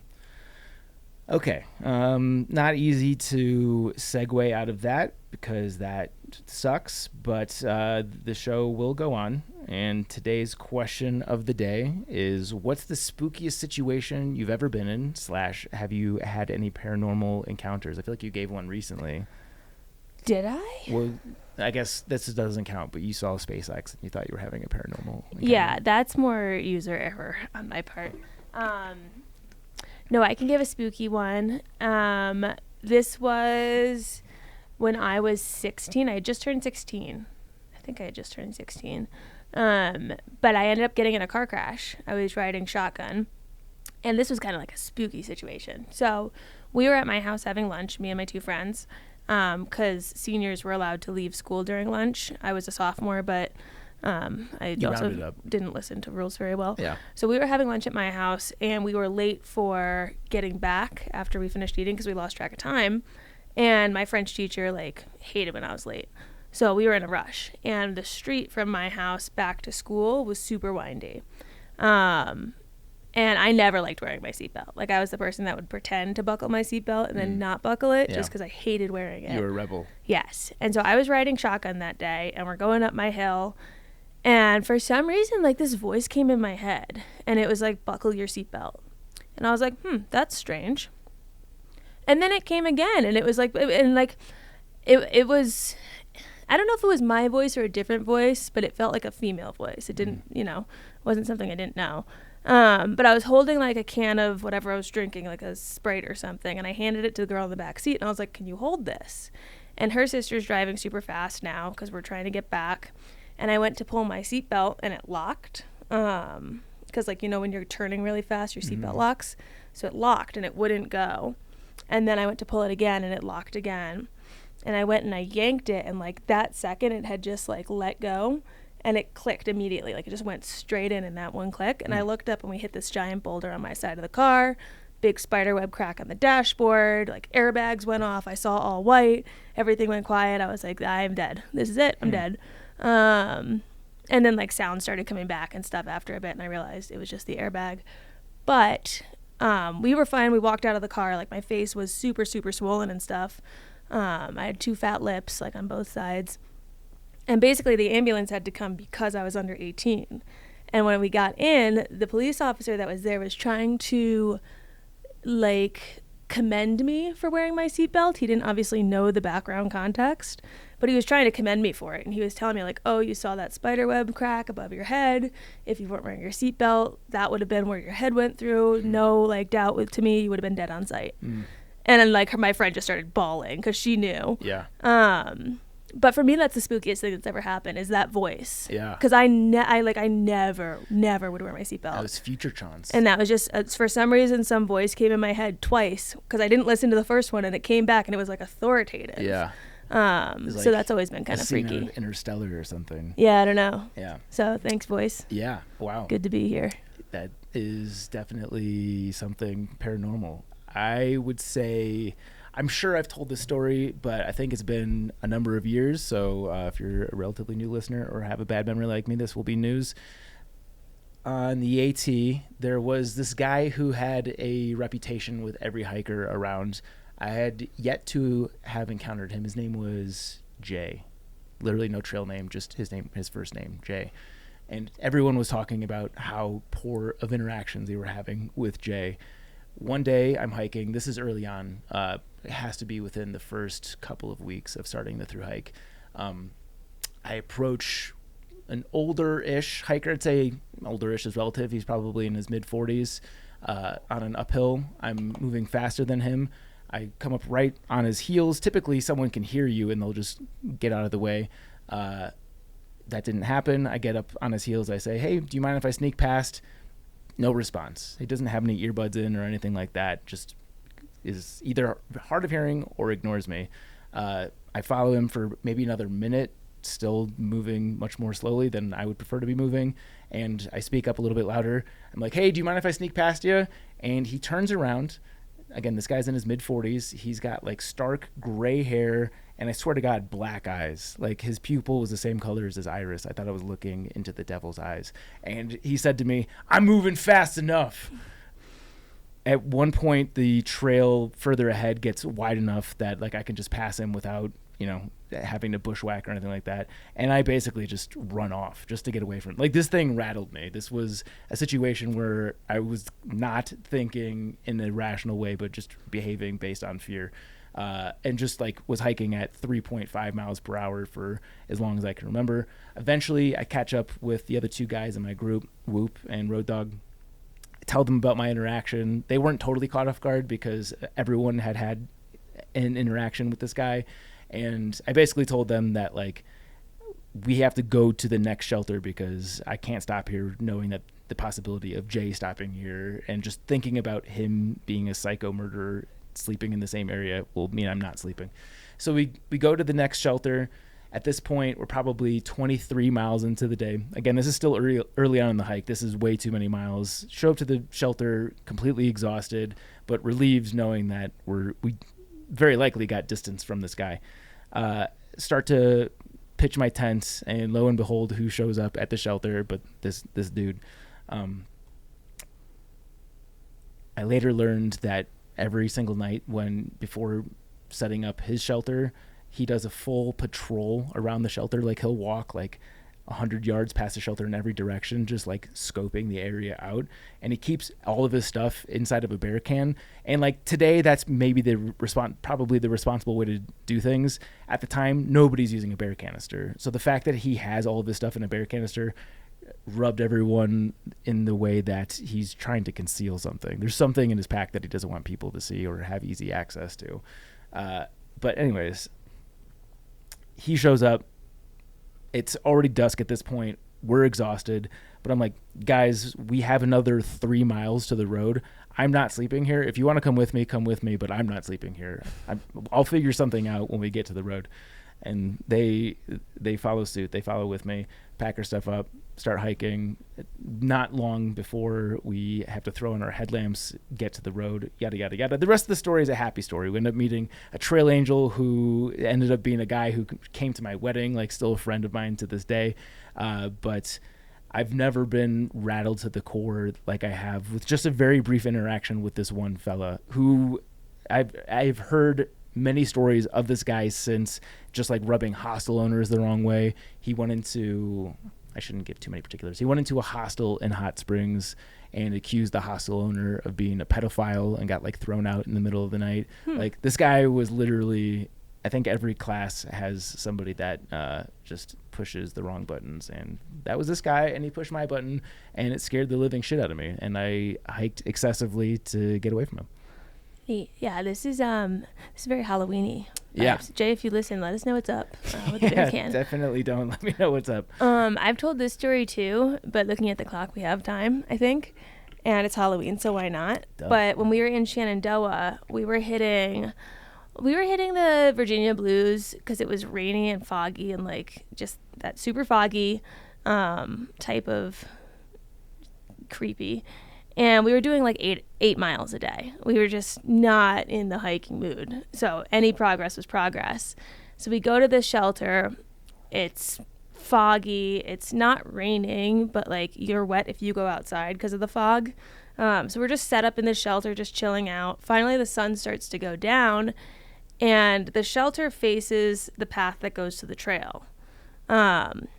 This guy, as it's starting to sunset, comes out from behind the shelter from that direction, like woods direction, just swinging an axe, walking around, like just like looks around a bit and then like goes, he said something to someone and then he goes off in a different direction. And this is what I remember at this point. Closer to that time, I had told this on the podcast with more detail. This is the parts I remember. Just disappeared. Like, it's like the trail is at 12 o'clock. He comes from 6 o'clock, and he exits to 3 o'clock. And we're all just like, what the fuck? Like, this guy doesn't have a backpack. He's not an overnight hiker. He's wearing normal clothes. Came from the middle of nowhere with only an axe that he's swinging. Disappears into the middle of nowhere. Fog. Sun goes to set. We're freaking out. So we called, like, the Park Service, and we're like, hey, we just wanted to, like, report suspicious behavior. We don't actually know what to do. We're like, is this what we do? Yeah, do you like call? the right thing. That's what we thought. And so they were like, okay. And the sun set that night. We're all not sleeping. And we see a headlight start like, but moving fast, like running. And someone comes running into camp. And we're like, oh my God. And this is like after the stuff with Sovereign happened. Mm-hmm. So we're already like more on edge than we would be. Yeah, of course. And it ends up being a ridge runner, like just guy from town, not a ridge runner, but just a guy from town who maintains this section of trail. And he had just come to check on the shelter. Like for some reason, he just got this feeling on his run that night he should come check on the shelter. And he finds us all freaking out. Also ends on a high point. He came back the next morning with McDonald's breakfast sandwiches for all of us. Nice. Because we were so scared. Yeah. So. Yeah, that sucks. And especially learning what we learned about through Catherine Miles and the Shenandoah murders, like that is a thing that has happened. Yeah. Yeah, we were on edge. Yeah. So yeah, Halloween. Yeah, yikes. Fun stuff. Spooky. Well, let's lighten the mood a little bit and do today's Triple Crown. Yes. Which is the Triple Crown of Halloween songs. Oh, I love a theme. Songs that are potentially spooky, but like these are very seasonal songs, and they evoke the emotion of Halloween, but they also should either slap and or fuck. Yes. Okay. At least one. Yeah. I'll go first. As long as you don't take my first one. This is the most obvious one, and maybe more so for me because I'm a little bit older. Oh, you're going to take my first one. Go on. Thriller. Oh, okay. That was not your first? No, that's number 4. Oh, damn. I thought for sure Thriller was number 1 on everybody's power ranking for Halloween songs. I learned that I know 6. I know 6 songs. There you go. I mean, so you're prepared for this situation of me taking them all. But yeah, I was a little too young to... Speaking of spooky, I think there's a spider web connected from the ceiling. Do you see this? No. Is it over my head? No, it's just from my mic to the ceiling. I don't like that. That is spooky. That is, yeah, very fitting. It was a television event when this music video came out because I think it's like 8 minutes long, and like the makeup is at the time fantastic, and just the choreographing of the song, video, whatever. I think Thriller like broke the whole world for a period of time, which this is something that we don't get nowadays. I mean, you could argue Taylor Swift, obviously she's got like the most successful concert, but in terms of like one song grabbing everybody's attention the way that Thriller did, especially a music video, I think those days are gone. Yeah, I think the reason why it went fourth on my list is because me, a much younger human than you, Yeah. super youthful, when I think of Thriller, part of me thinks of that, Yeah. but a bigger part of me thinks about 13 Going on 30 and what a great movie that is. Is that, I've never seen the movie. They do the dance in it. Okay. But it's also like a rom-com. Got So it takes off some of the spooky because it's also mixed in with Jennifer Garner. Got it. Yeah. I'm curious to know how many views Thriller has on YouTube. You want to take a guess? No, I'm not good at grasping numbers. Take a random guess. I already saw the answer, so 10 million? I wonder if this is number one. It's close to 1 billion. Yeah. 936 million. Again, not good at grasping numbers over here. I mean, I'm curious if this has got to be like in the top. I don't know. I'm not going to well, speculate. YouTube wasn't around when Thriller came around, so it's definitely, Yeah, this is it's got years of views that aren't YouTube. right. But okay. I hope we were going to do this. It's official. This is so there's a whole theatrical component.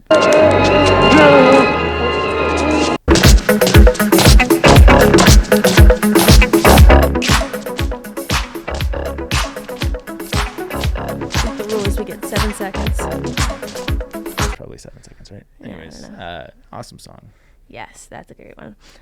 My next one, my first one, this is great because me and Garrett we just did a fall weekend where we put all the fall activities into one I saw weekend the and got it carousel. over with. Yeah, it was very folly. So we were listening to these in the car. Mm. Very timely. The Monster Mash. Yeah, that was my number 2. Yeah, classic. Okay. I have we'll nothing. do- I just don't have anything to add. You can't add anything. It's there. For me, these were the obvious 1 and 2 seeds. To my surprise, he did the monster mash. It was a graveyard smash. If we broke that song to you, welcome to Earth. Nice for you Yeah. to join us here. Must be nice to be so young. This is really hard. I want to now. hear from somebody who's never heard that song before. So- Comment, even if you're just pulling our chain, let us know, because this will be we have the trigger the internet segment. This will be the trigger the Zach segment. I will say Garrett's a year or two younger than me, and when we were listening to it in the car, he was laughing when they started introducing all the people at the Monster Mash because he didn't, I don't think, know that they introduce like all the different people Yeah. attending. Okay, I'll allow that as a pass. Yeah, but it's just not to hear bad, the song, but yeah. I think if you're below his age, okay. you're in that boat. Yeah, I want to hear from that person. Okay, It's like not hearing the Beatles. this is really hard. I hope that you don't have some of these so that I can honorable mention them. Yeah. There's 2 that I just don't know. Ghostbusters. That was on my list also. Yeah, apparently there's not that big of a pool to pull from. Well, I guess the one that I thought you would have on your list. The other one, I think there's a chance you might not. You'll be surprised. I got a couple contemporary options here. In your neighborhood, who you gonna call? This was such a instrumental song in the culture at the time that my mom named her business after it. Ghostbusters? And then her business is divorce busting.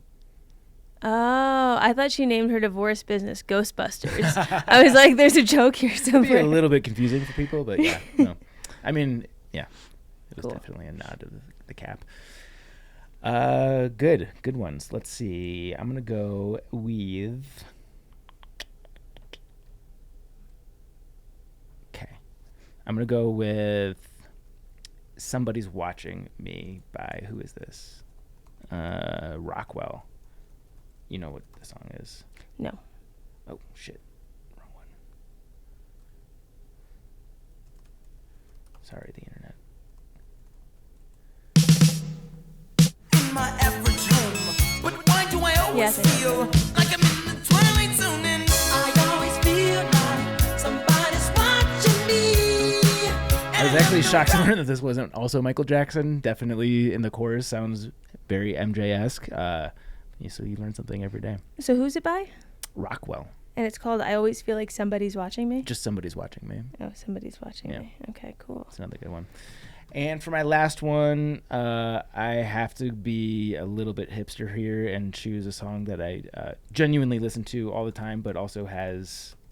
Wait, hold on, I can't... There's a Halloween song that you genuinely listen to all the It's time? not a Halloween song, but it's got spooky vibes to it, for sure.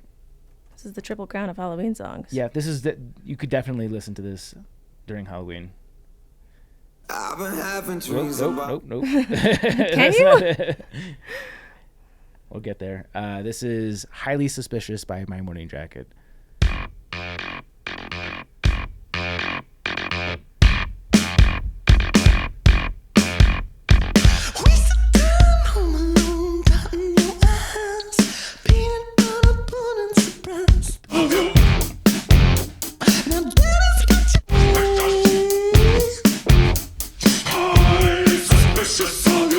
I could see that. So when do the you entire listen to album that? is incredible. I love My Morning Jacket. I've seen them in concert a lot. Okay.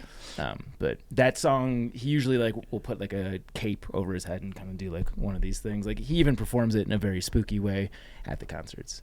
Wow, I'd pay to see you there. Yeah. I've got honorable mentions because I think you veered much more recent than I did. I Put a Spell on You. Hocus Pocus. Oh, sure. Instant classic. That was what I was between, but I didn't think you'd take Hocus Pocus. Yeah.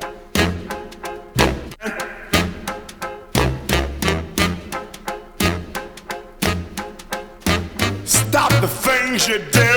Okay. Go forward more. Go to the chorus. Me down. Oh, yeah. You gotta find You that. do. What's up? Don't want me. Is this the right song? I can't stand. Maybe put Hocus Pocus after it. It sounds like the original, Okay. but theirs was more lively. Here we go. I think about it. Now the witch is back, and there's hell to pay. Yeah, go back a few seconds. I put a There you go. spell on you,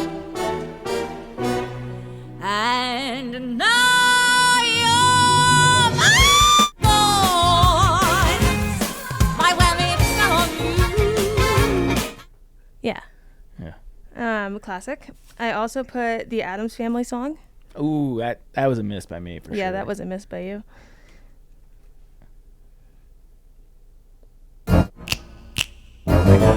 iconic.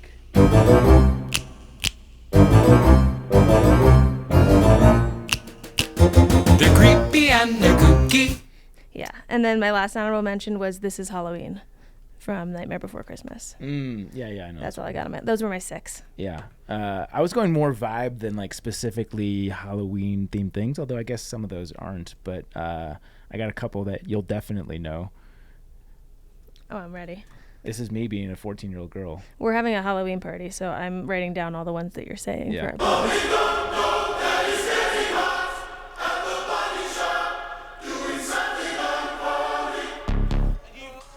I know this one. Yeah. And then we're definitely getting sued. Yeah. Find the next There's one. a lot of back-to-back episodes we're doing If this on, too. If we talk over it, we'll be safe, I think. Yeah, I think that's how it works. Keep talking, because I'm searching. Okay.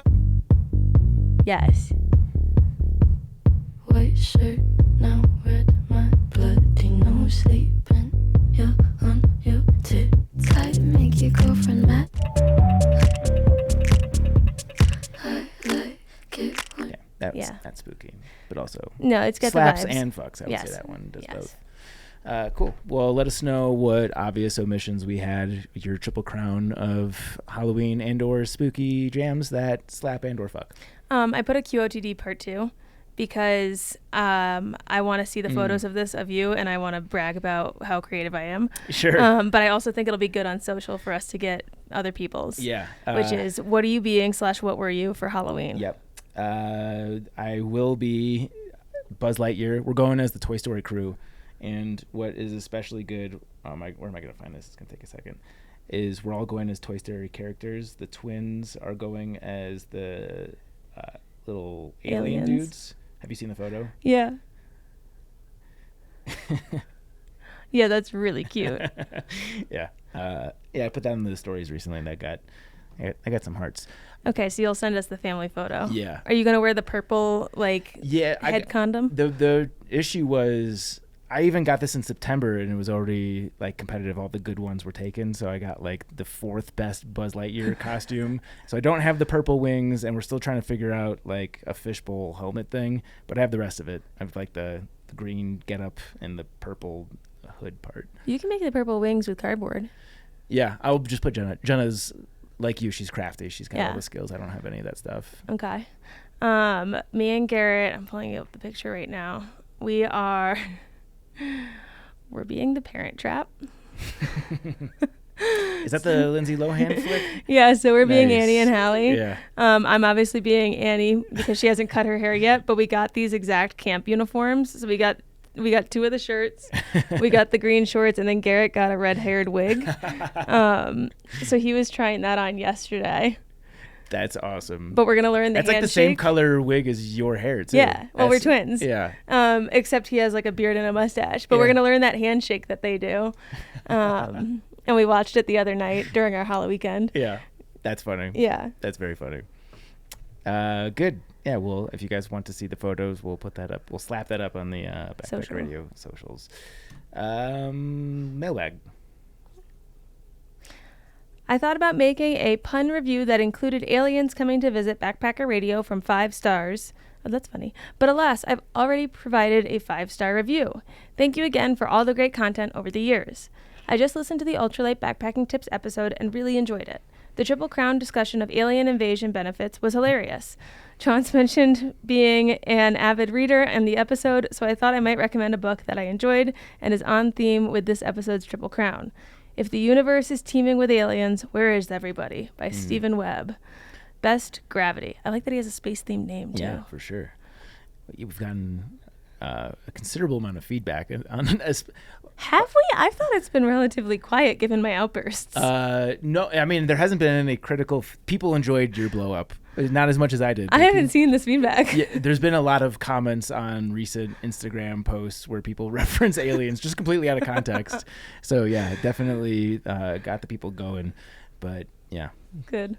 I'm thinking we'll have to figure out to make like a heated debate Patreon episode or maybe like a new segment or something. Yeah, we'll change Rile the Internet to Rile Chance. Yeah, exactly. If you guys want to get a hold of us via mailbag, that is podcast@thetrek.co. We'd love to hear from you. 5-star review, the quintessential podcast for backpacker, gets cut off / and then that's where it trails off. We'll get the rest of the title at some point. This is from Packraft the World. Hey, Chance and Zach. No, it's Hey Chance and Zach. Oh, hey, Chance and Zach. Zach spelled like yak. Yeah, I assume that this was intentional. Love the show and your interactions. I grew up across the river from where Chance did, so you got it right that time. Practically lived in Bear Mountain, and my best friend went to Oswego. Is that how you say it? Yes. So have done the Bridge Street Run. Yes. Zach, which is still spelled incorrectly, said he needed someone to explain not having inner monologue. Oh, we're back on this. I love it. The easiest way I can explain it is we are not psychopaths. I don't know about that. You know who had inner monologues? David Berkowitz and Mark David Chapman. You said, I can't imagine not having this inner monologue and that it was counterproductive. Well, we can't imagine having someone constantly over our shoulder. Sure, we all ask ourselves questions at times, but it sounds like you are a half click from a bell tower. But really, these are 2 of the most entertaining people. They get amazing guests. So if you're into backpacking, through hiking, ultra sports, or just need a good laugh, then make sure you subscribe. That's from Greg, a.k.a. Saint Gregory. That was a fun one. Thank you very much, Greg. Yeah, that was fun. I like that insult. Yeah. Speaking of insults. Yeah. I wish I didn't have the inner monologue, but... also, I get so sick of mine. Like sometimes I just I wish I could just detach from myself. Yeah, no, it's you got to find enlightenment, and I think that's a pretty ezy thing to do. Finding enlightenment is an easy thing to. I think just like decades of Sure. meditation Yeah, and it's not hard. self-introspection. Got it. I guess that's redundant. If you guys want to have your review read on this podcast, head on over to Apple Podcasts and leave us any number of stars, just not 1, 2, 3, or 4. Sticker code for today's episode. Ooh, it's got to be something Halloween-y. Yeah. Best candy. I know it's a little low hanging, but it's always a juicy topic. Yeah. Okay. Let's go best candy. Best Halloween candy. Okay. Not today.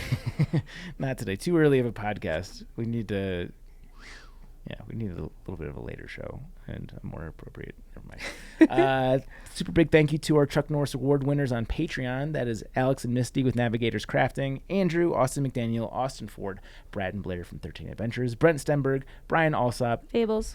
Christopher Marshburn, Coach from Marion Outdoors, Dane, Derek Koch, Do Good Pantry. No, it was Thought it Derek was Cook. Cook. Yeah, I'll get it. Do Good Pantry, Eric Casper. The Friendly Ghost. Happy Halloween. Yeah. Eric Hoffman, Greg McDaniel. May he bring honor to his name. Liz Seeger, Matt Suka, Mike Poisel, Patrick Ciancialo, Sawyer Products, Spam, Timothy Hahn, Solo. and Tracy Trigger. You can follow us at Backpacker Radio on Instagram and TikTok, at Backpacker Pod on X, Facebook.com/Backpacker Radio. You can follow Chance. You can find me on Instagram at Juliana_Chauncey, and you can get my book Hiking from Home, a long distance hiking guide for family and friends on Amazon. Appalachian Trials and Pacific Crest Trails if you are prepping for either of them trails. Subscribe and follow us on Apple Podcasts, Spotify, or wherever you consume podcasts. It's the best way to ensure that you don't miss future episodes. We are on YouTube. We would appreciate a subscribe if you guys prefer to watch podcasts as opposed to listen to them. Hi, YouTube. Hi, How's Internet. it going? Nice to see you. That's it for today's show. Thank you so much for listening, and happy hiking. Bye.